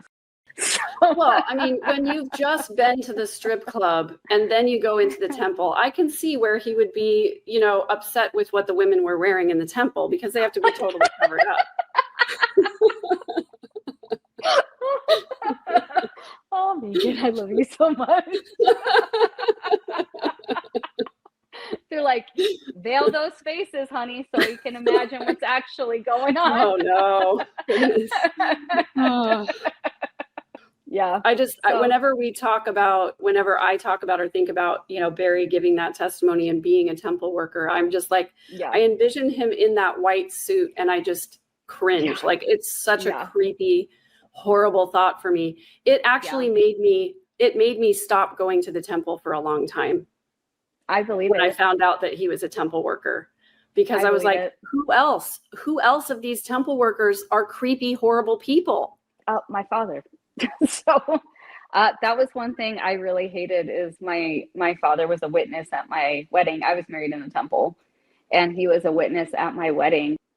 I always thought it was, give people the benefit of the doubt. But when things came out, I very much had a problem with the fact that he had been a witness at my wedding, to the point that I went and talked to my bishop and was like, is my wedding not valid? Because he was there and he was the witness to it when he shouldn't have been there. How heartbreaking. And my bishop was like, no, because it's still a certain blah, blah, blah. But I mean, even now, just thinking about it logically, like, if you're going to believe that the people in charge of your wedding and validating it with their priesthood, how could you have someone that wasn't, or shouldn't have been there, wasn't worthy to be in the temple, then validate it? Right. I don't know. I mean, we could go on a spiral on that forever, but do you know what I'm saying? Right. Like, of course, their logic doesn't even make sense. No, it when totally they have doesn't. these arbitrary rules, is how it feels. Right. It's like, why would you? So when men confess to their bishop that they've done something wrong, they're asked not to use their priesthood powers, meaning they can't give blessings, they can't pass the sacrament, they can't participate in ordinances. Right? Yeah. Because basically they say you would be tainting that ordinance if you participated in it, because you're not a worthy priesthood holder. But then they tell you your ordinance isn't tainted. It's fine. It's double speak. It's just ridiculous hypocrisy. There's a lot of stuff that I don't share. I mean, for all I know, everyone I have ever known will see this and be like, she's a liar. But I want you to know I am not a liar. Right. It's a common, that's what it is. It's a common trope that people bring up when they hear an uncomfortable truth. She must be lying. And it's a trope that is especially gets touted out anytime somebody leaves the church, because it's so threatening to their worldview if what we say is true. And so they won't listen to it. In fact, my family, like, I did my hidden true crime interview, and then Lauren interviewed Adam and Rex, and they said, what did you think of Megan's interview? And they said, oh, we didn't watch it, but she's probably lying. That's paraphrasing, No, after you and I talked, I watched theirs and they did. Adam says, well, Megan's just mad at everything. And he's like, so she probably is. He said, like, she's probably lying, or what she says comes from a different lens or something like that. So, yeah. And I was like, I want to be like, that's not true. I talked to her and she's very nice. But I mean, my sisters, to this day, like, we just don't talk about it because they're very gaslighty about stuff, Right. Although they have now all come out and said that they wouldn't let my dad be around their children either, which I did not know because we didn't talk. Even before all this stuff came out, they're like, I just didn't trust him. I just didn't know there were too many weird things. And I was like, these are the things we should have been talking about together. And it goes back to everybody hiding everything. And it affected our entire family's relationship for 20 years. Yeah. I think, obviously I wanted to stay focused on Janice, but but if there's anything else relevant about Barry, of course I want to hear about it.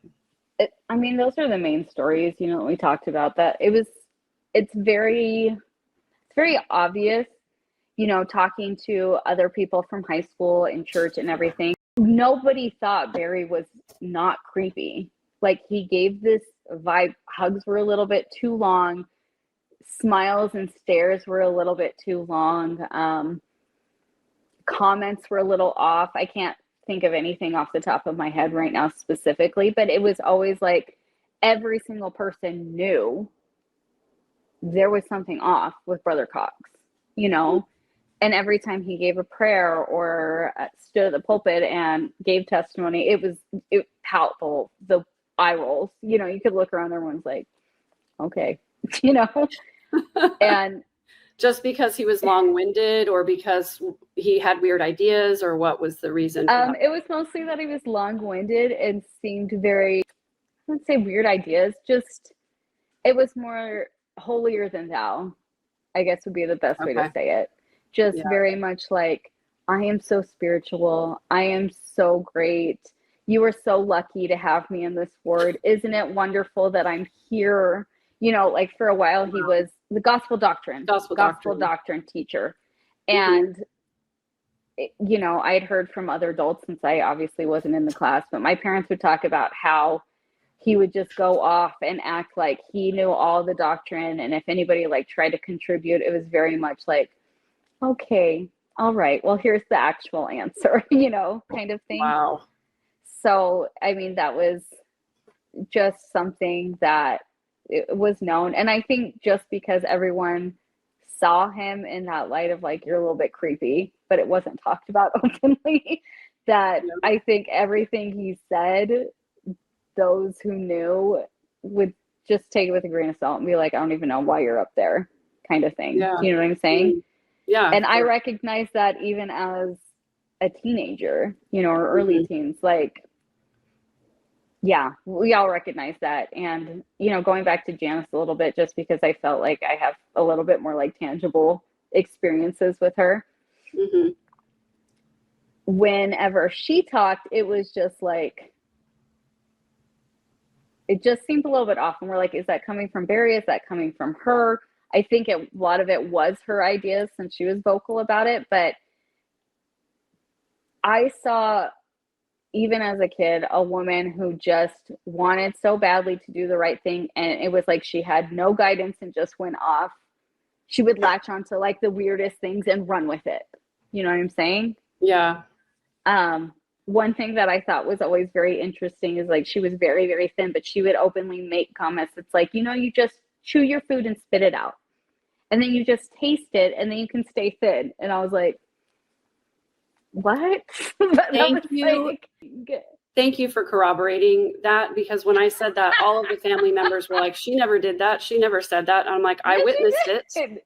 I saw with my own eyes and I heard with my own ears that Janice did that and said that. Yeah. And thank you. Thank you.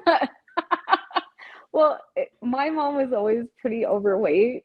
And I remember her telling that to my mom. Even my mom came home and told me that she was like, you know, if you want to lose weight, this is all you have to do. And my mom would like say that all the time. She's like, you know, Sister Cox doesn't chew or doesn't swallow her food.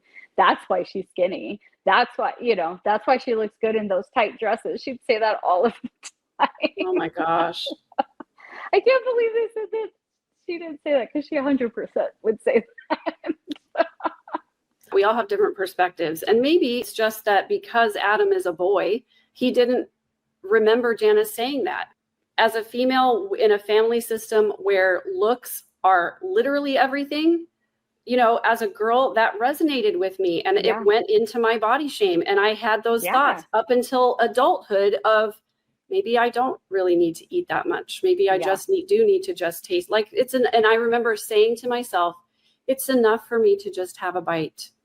I don't need to actually have a whole thing. That's one thing I am grateful for. And I guess I know that I am the anomaly in this way, that I never had any like super body shaming issues where I like developed any sort of ED or anything like that. But everyone else that was my age did. And I will sign my name to that. Every single person in my young women's class did. I can't even think of one other one that, even if I found out later in life, because I, you know, still connect with those women now, all did have some sort of ED. And who knows if that played a part into it or not, because she was looked at someone very pretty and, you know, that dressed differently in a way that I'm sure people found very nice to look at, you know, if it's tight and short and didn't look like their mom in their floral get up with shoulder pads or whatever, you know. I mean, I've never had anyone tell me that, but how could something like that not get into someone's head when you see a pretty thin woman and then they say something like that? You know what I'm saying? Right. So I know so many young women who struggled with an ED of some kind as well. And I luckily never went that far, but I just internalized all that shame. And it's not unique to Mormonism, but it is baked in to the culture for sure. I also want to say I don't give trigger warnings on my show. I think people come to this knowing that there are going to be sensitive topics, heavy topics. And also, I'm a very firm believer that our triggers exist to teach us. There's something there that you need to explore with a therapist or with another mental health professional. For sure. You mentioned at the very beginning that you had a young women's pool party at the Cox's house. Yes. And that Janice was wearing a bikini at the time. Yes. Which she often did. She would wear bikinis with high heels. With high heels. Yeah.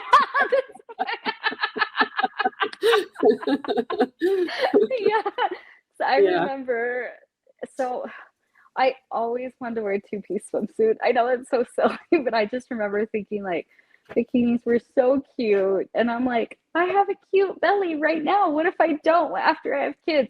This was like a very conscious thought I had, which is so sad.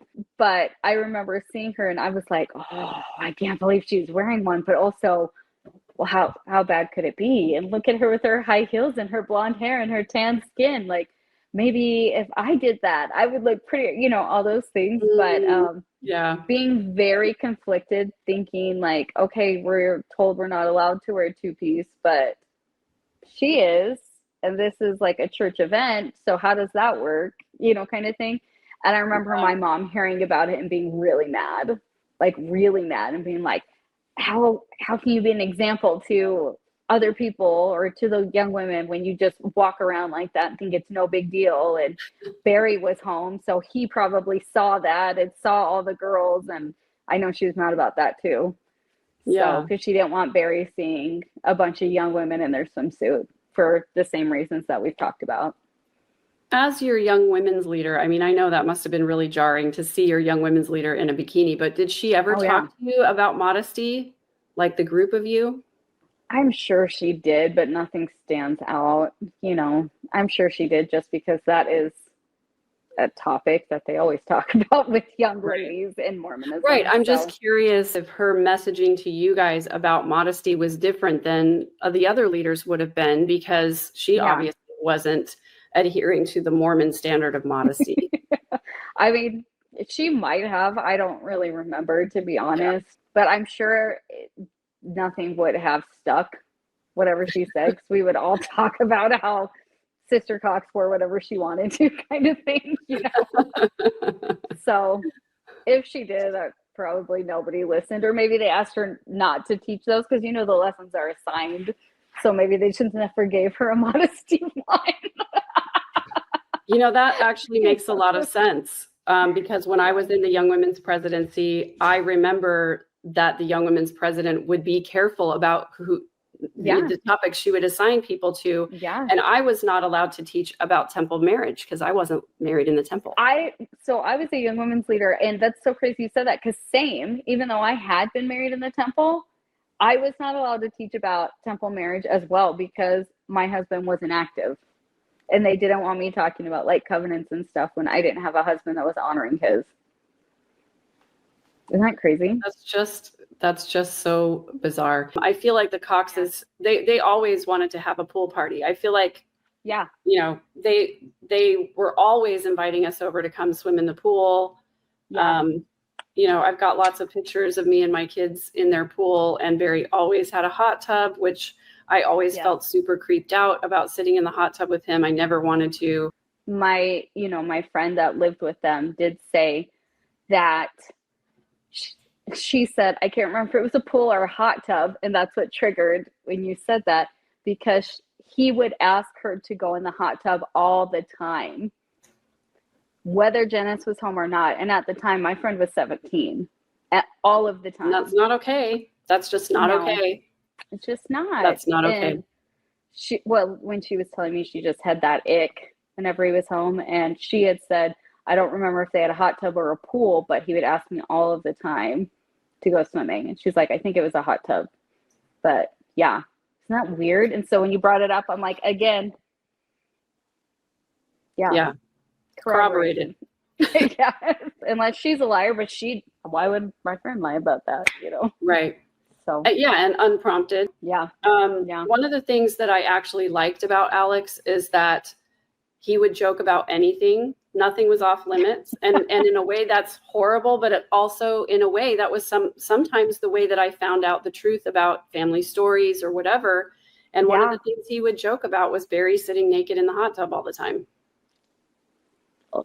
And when I found that out, I was like, I'm never getting in there again. Not that like logically doesn't really make sense. But well, it's your home. Of course, it's your home, whatever. I mean, you're wearing a bathing suit. It's not like really that different than sitting in there naked. But I at the time I was like, I'm never getting in there with him again. With him. I was like, for sure. Yeah, no, I'm with you. I mean, at the end of the day, I think there were just so many things that were off that weren't talked about, you know, they just weren't. It was like a hushed kind of laughing situation or whatever. I mean, for all we know, 'cause I don't know anybody in Lori's adult life or Alex's adult life or Adam or any of them. You know, I just have that little snippet of 10 years that I knew Barry and Janice, but just that little snippet of only knowing Barry and Janice was enough information that I was not surprised at all when I heard their daughter was in a doomsday cult that ended up killing multiple people. Yeah. You know, and how sad is that tons of people knew, and the few people I've talked about it, including my mother before she passed, said, oh yeah, that sounds right. So how did we get here if everybody is like, yeah, that sounds right? How did we get here? Why wasn't it stopped? Why wasn't it talked about? Why? You know, why do we have Colby sitting there without any of his family? Was that something that was hidden too from him? Like, who knows? How did we get here? But there's so much tragedy that I think was because people just laughed and shrugged it off or didn't talk about it or didn't take it seriously. You know? And I do think there is an element that, you know, there are a lot of Mormons who have weird beliefs that are outside of the mainstream. A lot of them, because just what we've been talking about, testimony meeting, you'll hear them get up and talk about these weird beliefs. Nowadays, I think leaders are a little bit better about setting people straight. But yes, I hope even when a leader takes someone aside and says, you can't be talking about that at the pulpit, that doesn't change their idea. Right. They share it behind closed doors or with the youth. So the adults don't see it, you know? Right. And the thing that terrifies me about this entire situation is that you can't kill an idea. Yeah. And I know that there are followers of Chad and Lori still out there who still believe at least some of these things. And I hope that Lori and Chad being convicted of murder has at least disabused some of them of some of these ideas. Yeah. But my fear is that it hasn't. My fear is that all they're saying to themselves is that, yeah, we still believe what Chad was teaching because there are other people who have taught similar things. We just know they took it too far. I mean, not even that. It's what I was thinking is they might not even believe that. How many people have we heard that like Joseph Smith was a martyr and went to jail and was killed in the jail, and everyone still thinks every single thing he did was right. Right. You can't tell me there's not followers out there that believe Chad is a prophet and that what he was doing was to rid these kids of these spirits, so they wouldn't have to suffer any longer. You can't tell me there's not people out there. They're just being quiet about it. Right. I agree with you. I agree with you. That is what scares me, and that's why I'm still talking about it. Yeah. That's why I will continue to follow these types of cases and expose these types of cults out there, because it needs to be talked about openly. And you know, this is why the church, I believe, has some culpability, is because they could do a lot with mainstream Mormons if they just said, no extra church. Don't go to the conferences. Don't go to the, but they're afraid to do even that because the people who run the conferences are tithe payers and they're paying tithing on the money that they make from the conferences. Well, I've said more than once, at least to my friends, the Mormon Church is the biggest MLM out there. Yeah. Get the missionaries, invite the people. We've got more tithe payers now. They're going to build up temples, which we can go to. I mean, they had Chad's books in the Deseret bookstore, for goodness sake. For a long time, they did. Yeah. For a long time. And so the church is putting that information out there. They allowed those books to be on their shelves, bought by people that already have these little seedlings in them, and then can exploit them. And then, of course, we all know, like, think about how fangirly people got over Twilight, that it was a Mormon author. Okay, so if there's a conference, there's going to be a speaker that wrote these books, of course people are going to go and want to meet them, Yeah. Freaking Julie Rowe, who is a nutcase, and I will say that publicly. I would say it to her face if she was here. She has some really harmful, horrible beliefs as well, was a crony of Chad Daybell's, and then claims, we weren't that close, when they actually were that close. She filled the Rexburg Conference Center with fans who wanted to come and see her because they'd heard her preach about her near-death experiences. Her book was, extremely successful, way more than Chad's, which is why he changed his to near-death experiences. Yeah. There are a lot of people out there who still have these ideas. The church did one thing, though, I will say. Yeah. Here is their weak, half-assed effort at addressing the deaths of children and adults over spiritual beliefs. They published a Gospel Topics essay last month about violence in the scriptures. Do you know why they did that? Because during Lori Daybell's first trial in Arizona, the prosecutor, Trina Kay, mentioned the phrase, be like Nephi 7 times. So I feel like they had to say something about the Nephi and Laban ending not being a justification for killing husbands or anyone for that matter. So they did put out a Gospel Topics essay where they said something to the effect of, God has instructed people to kill in the scriptures since biblical times, and that doesn't mean that you can too, basically. Yep. But that's it. And talking about that too, I was trying to explain it to my current husband, who was a Never Mormon, and he was like, they keep bringing this up. Why is this such a big deal? And I told him, I was like, the whole story in the scripture, literally God tells Nephi, it is better for one man to perish than for the nation to die in disbelief. And that's how they saw it. It's better for one person to die or a couple of children to die or whatever than them not be able to spread their gospel. Right. And that wasn't something I didn't hear of as a child growing up. I mean, I remember those Mormon cartoons. I'm sure you remember them from like the 80s and 90s. I still have my cartoon book.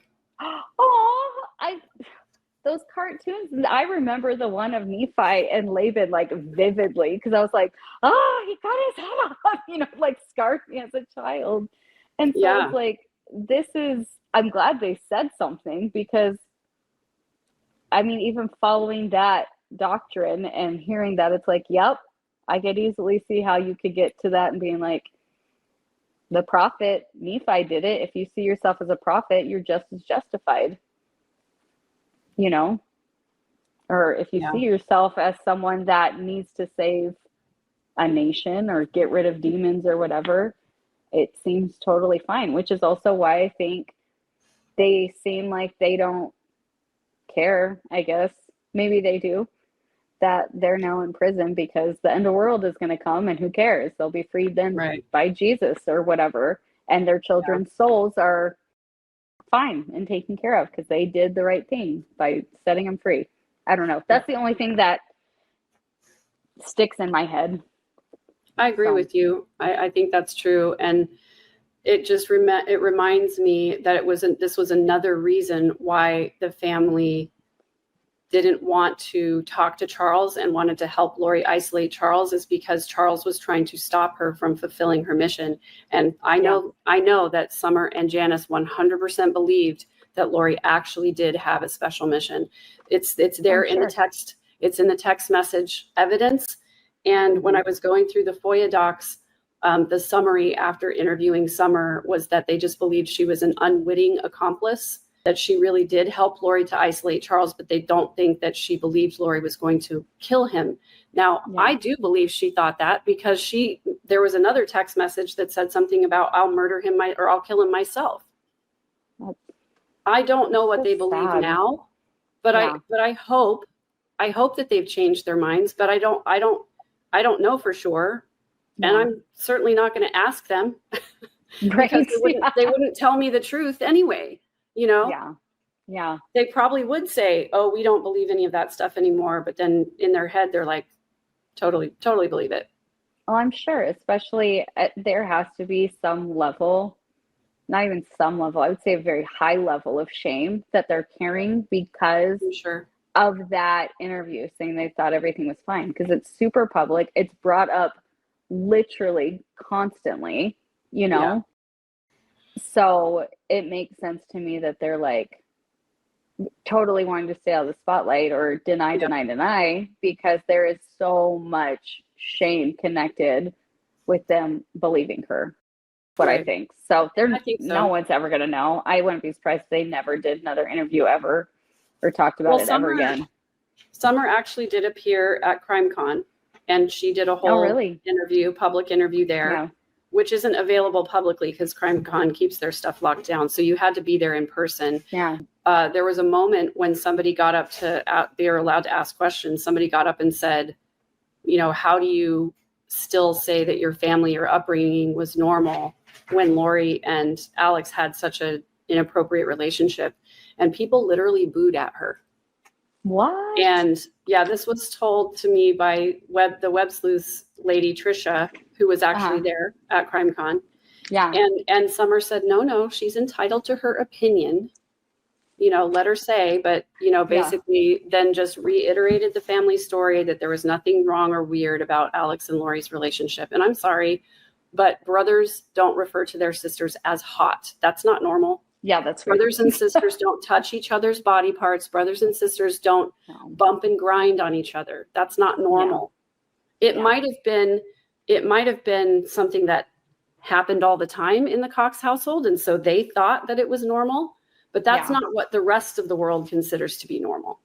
Yeah. And I think that's where we get some of this going off the deep end, because it's like within their own enmeshed family system, they thought all of this stuff was normal, and it totally wasn't. Yeah, that is one thing that I have to say that you kind of sparked a memory that I always remember them being very close. There was always like a child or a grandchild or an aunt or whatever, you know, there was always a lot of people that would either come to church with them or be at their house or have activities. I can't remember anybody's names or honestly even what they look like or anything, so I couldn't tell you who it was, but I do remember they always had family around, you know, whenever they had things. There was always someone in town or someone visiting, or for all I know Colby went there a lot just from interviews I've heard. For all I know, I sat next to Colby at church and had no idea. You know, I don't know if they did in church, I'm assuming, but definitely. You know, I'm sure I'd seen and knew Stacy even, you know, since it was around that time. I was just a kid doing my own kid things. Yeah. I don't think Stacy went to church much because she was pretty sick most of the time. I think you would have been, if you were 12-ish when they moved into the ward, you probably would have been 15 or so when she died. Yeah. Because I remember her talking about when she died. So that all sounds right. Yeah. And her funeral was held there in the Stone Oak Chapel. And my mom went. That's so funny you saying that. I remember my mom went because she was her visiting teacher. Yeah. Yeah. I actually just recently found this scrapbook page because my ex had a bunch of my scrapbooks where I kept the program from her funeral. And they handed out this program with all of these pictures of Stacy. And I look at this one right here where she was a teenager, and that was, you know, how I remembered her, because when we stayed at their house, she was about this age. She was so beautiful, and she was tiny They short. all She was are. she was a little under 5 feet tall, And this picture is really funny because she's wearing like those wedge heels that you were talking about. You know? And this is Melanie. This is Melanie, little baby Melanie, and Melanie and her mom. The last time that I saw Melanie was at the funeral, but then I didn't see her again until she graduated from the Air Force Academy here in San Antonio. And then I saw her online all the time, and she invited me to the wedding. And Melanie, just because they have a lot. Melanie is the one that was married to Brandon, correct? Yes, right. That ended up jumping on with Lori and the beliefs. Yep. Correct. Okay. Yeah. I don't know which Melanie is which Melanie. Right. And there's more than that in the family. So in fact, as long as I brought this out to share, I'll just say that the program we sang, "I Know That My Redeemer Lives" as an opening song. Rex, my uncle, gave the opening prayer. We sang the first verse only of "I Am a Child of God." I don't know why it was only the first verse. Yeah. And then it just says speaker Rex Connor family, which I think ended up being Rex, or maybe his wife, Allison, his wife at the time. I can't remember. And then I sang "Oh Lord, My Redeemer." Oh, wow. Which is not a funeral song. No. But it was why I said, "Oh, wow." Yeah. It was a popular, it was a popular song at the time. You know, it kind of had just come out as a song that the youth would sing. And it was totally not appropriate for a funeral. So I don't know why. It's a beautiful song, but it's like, I don't know why they picked that one. And then here's the thing about Mormon funerals is that it's very little about the person who died, and it's mostly about the Mormon beliefs about the afterlife. Yeah. And so that's why I think, "Oh Lord, my Redeemer," when you're talking about how Jesus died for us and we're going to be resurrected again, that would have been a theme that they would want to highlight. Yeah. And then my dad spoke. And then Lori and Summer sang "Oh My Father," which is a little bit more funeral-y. Yeah. And then Adam spoke. Alex even spoke, which at the time, I can't remember if he was a member or if he'd been excommunicated once or twice already, because he was excommunicated twice. So he wouldn't have technically been allowed to speak, but it's his sister's funeral. So, I wish I could remember. I've seen people that were not LDS speak at funerals in the past. True, of course. Yeah. Yeah, but you probably just like wouldn't be able to pray or something like that, or say a prayer. Yeah. Yeah, I mean, it's different though, because even if you're a non-member, you would be allowed to speak and give a testimony. But if you're a member who's been excommunicated or disfellowshipped, you couldn't. Oh, that's a good point. Yeah. Just to be clear, everyone, Mormonism is so weird. In case you guys haven't picked up on that already. Yeah. And then the closing song was "Lord, I Will Follow Thee." And then my dad gave the closing prayer, but I had shared with Janice and Barry that the night before the funeral, I had a dream where I saw Stacy in my dream. And she told me that she had not done anything to hurt herself in the dream. And that she was happy, basically. She looked happy. She was beautiful. They just were grateful that I said that because there were all of these rumors and rumblings about whether she did. And, at the time, I didn't know anything about that kind of ideation.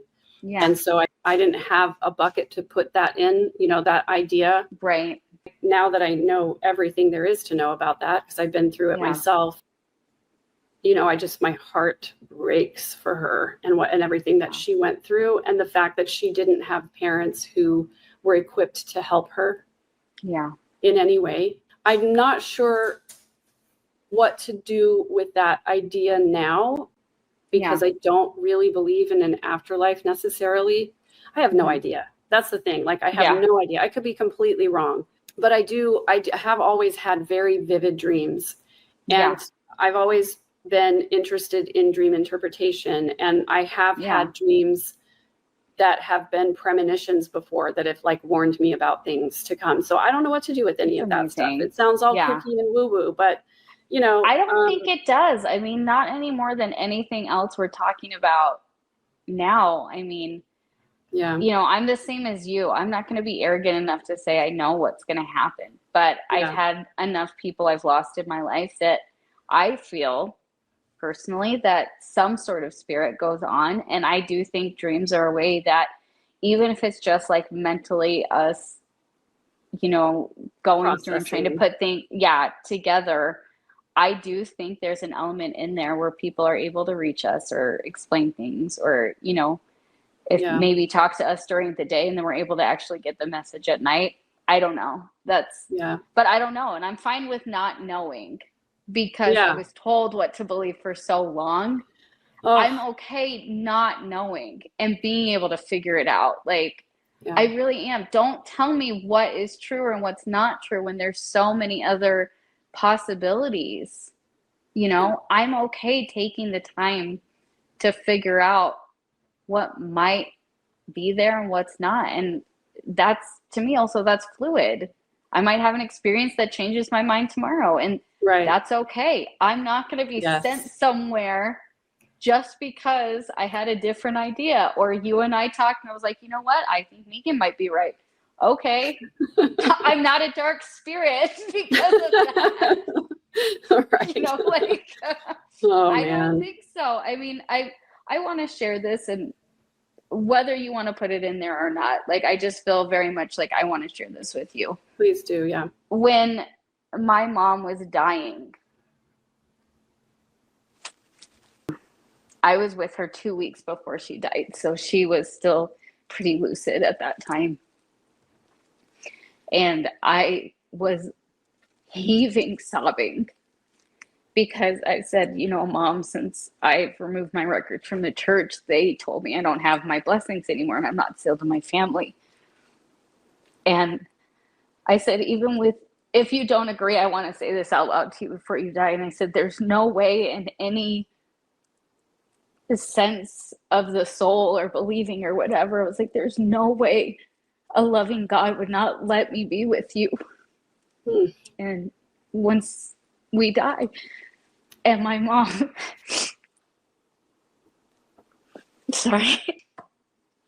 and my mom said to me, she's like, I know for a fact that's true. She's like, I still have my covenants. And she goes, it's not heaven if you're not there. And she's like, God would never keep us apart. She's like, please don't let that be part of your grief, basically. Yeah. And like, I've had her come to me in dreams since then, telling me that she can't wait to see me and God's not going to keep us apart. That's beautiful. So, yeah. Sorry. Don't be sorry. Thank you for sharing. It's just what I mean. Like, if Mormon ideology is correct or Mormon religion is correct, my mom and I will never be together, ever. And a loving God doesn't do that. We're so focused on families. Why would he not allow me to be with my mom? Yeah. You know? I agree. Sorry. Don't apologize. I love that. That's a beautiful thing. Thank you for sharing that with me. I feel like more people would maybe have some healing if they heard that. I absolutely 100% believe that people will feel healing from hearing that story. You know, the whole reason, you know, I had commented like, oh, I grew up in their ward, you know, and then you responded, and I sat on it for a while.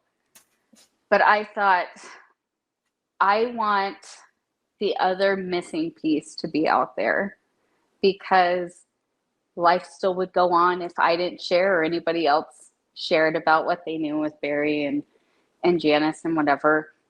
But I want people to know that there is harm with having these beliefs and doctrines. And I truly feel in my heart that just blowing it off as a kooky person in your ward or your stake or your neighbor or whatever can do really harmful and bad things. And so I guess at the end of the day, I just wanted to be able to share that these are people who took things just too far and never were checked. Do you know what I'm saying? And I do believe, again, I'll say it 1,000 times, I believe Janice wants to be a good person and probably deep down is a good person, but her pride of wanting to protect her family and their beliefs and look a certain way to people is going to outweigh anything else, whether it hurts people or not. Yeah, that's so true. Thank you. I can't thank you enough for sharing your stories and helping us understand this better. I think it's going to help a lot of people because I think a lot of us know someone who has taken their belief system a little too far. If you're an LDS person, there's no way that you don't have someone in your family or your ward who does believe kooky things, things you might consider kooky, but just consider, could this turn harmful? Does this person need to be confronted about this? Because there's a long history in Mormonism of people whose beliefs are outside the mainstream, but they're rooted in Mormonism. And their beliefs lead to people being harmed. Yeah, and absolutely. So I am so much a proponent of, if you see something, say something. And if you hear something, say something, speak up and confront the person in a kind way, of course. But hey, I really think that belief system is off. And here's why. And here's where I think it could get harmful. Let us at the very least, let us use this horrible tragedy as an example and a template to apply to other things in our lives, so that it never happens again. That's why I talk about this. That's why I care so much about it. Yeah. And I do want to say, Megan, that's specifically why I was okay talking to you about it, because again, I saw that you get it. I saw that you see it from, the bird's eye view of what seems to be actually going on. This isn't just something that came out of nowhere. This is something that there were pebbles and breadcrumbs left along the way that led to this. Yes, there were patterns of behavior that got repeated, and over time, the pattern, whenever the pattern got repeated, it would be escalated. They would take it to the next level, and then the next level. And there were many, many times at which someone could have said, "This is wrong. Don't do this." There, the time I think would have been when Alex assaulted Joe Ryan. Yeah. Why did nobody sit down with Alex? And maybe they did, and I just don't know about it. They sat down and talked to Alex about it and then covered it up, or didn't bring it up anymore, or didn't talk about it amongst the family. I have to immediately recant what I said, because I know that what was said was, you were protecting Tylee from someone who essayed them. Yeah. And that was too. Alex's thing. It's like he shrugged and went, he was a pedophile. Yeah. And then after he shot Charles, he said he was a zombie. Well, he also said he was going to hurt Tylee or whatever on the police cam. I was protecting my sister. I was protecting my niece. Yeah. I mean, we know that's not true. I don't believe for a second that Charles was going to harm either one of them. I don't believe that at all. Charles was not perfect, but I don't believe that he was going to hurt Lori or Tylee.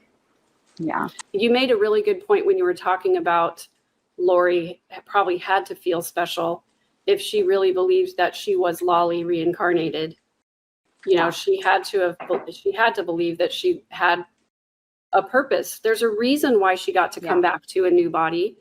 And I know Lori was the golden child of the family, and maybe it was for that reason. Yeah. I hope that makes people in the family look back across the years and go, oh, we were probably wrong for promoting that idea that she was reincarnated and that she had a special mission, because this is where we are today. Yeah. At the end of the day, I like what you said about Janice. I'm glad you said that about Janice. I do believe that she wants to be a good person. And I actually, I think that Summer wants to be a good person, but I don't think that the combination of a narcissistic family system and a narcissistic religion is ever going to make that happen. Yeah. Because as long as you believe and buy into those systems, you're not going to be a good person. You're going to hurt other people with your beliefs. And, you're going to feel like you're more righteous than other people. And you're going to believe that everything you're doing is for the greater good when it's actually not. I was going to say, and you're going to choose yourself every time. You choose yourself and your family and how it looks every single time over whatever it does to anybody else, because you're the one that matters, or your family that matters, or you're right, they're wrong, everyone's out of step except Joe. You know what I'm saying? So, Right. yeah. I wanted to end with this because I found this the other day after we talked, and I don't think it's a coincidence that I found it, because I don't believe in coincidences. But when I found this page, the next thing that was sent out, so Stacy died in May 1998, and then for their Christmas letter, this is what they sent out. Wow. And I want to share this because, sorry, this is going to be hard.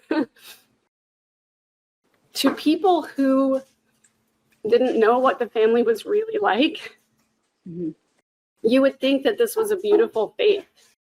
Janice wrote me this thank you note after singing at Stacy's funeral.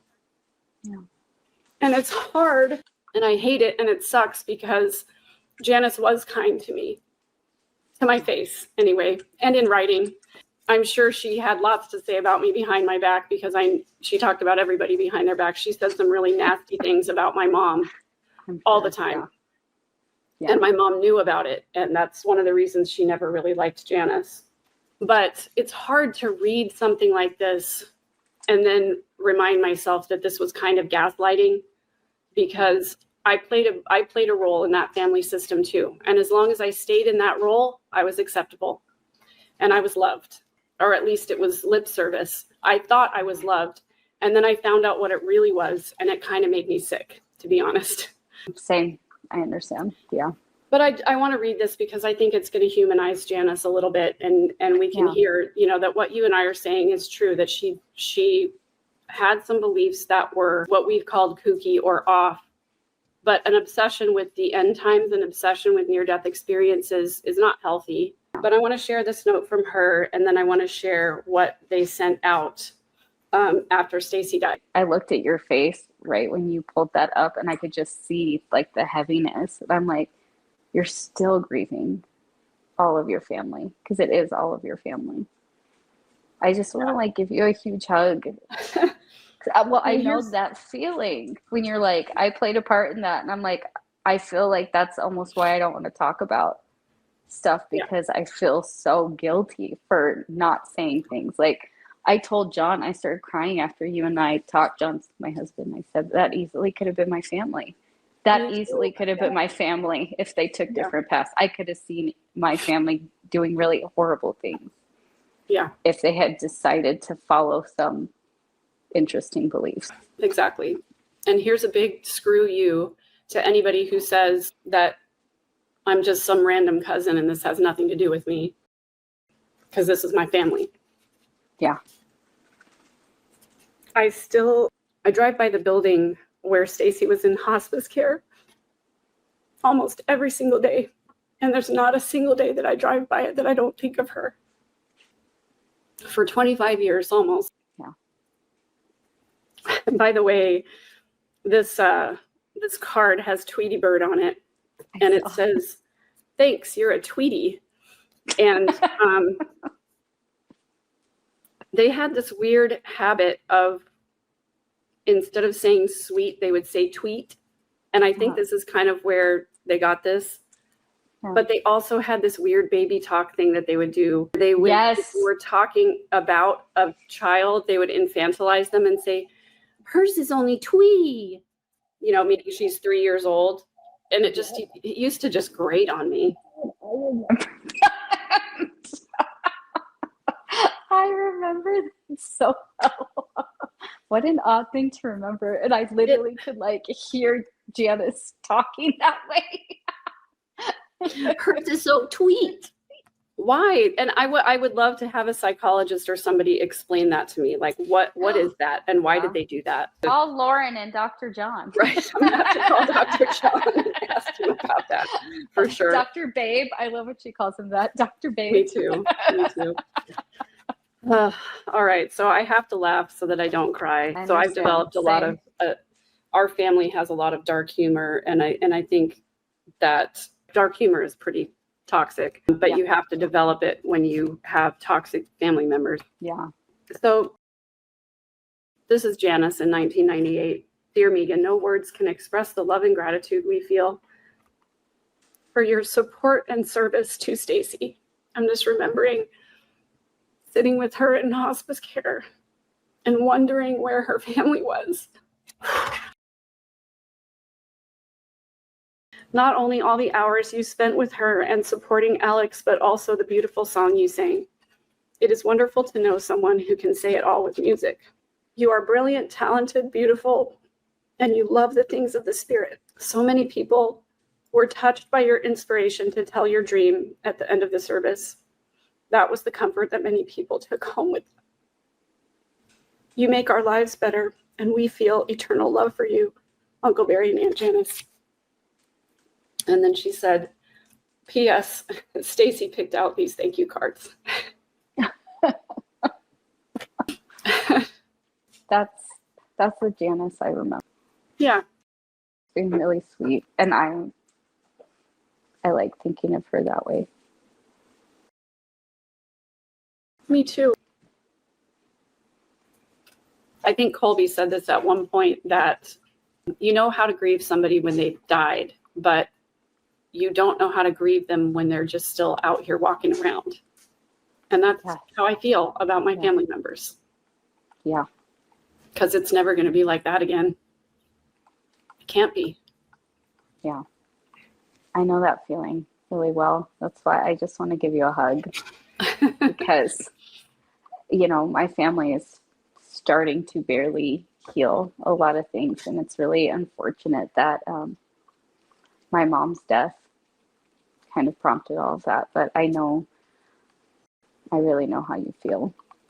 And I really do want healing for everyone in the family, for you, for Janice, Barry, Summer, all of them, Colby especially. One of the things I said to you is I don't want to say anything that would cause Colby any more pain.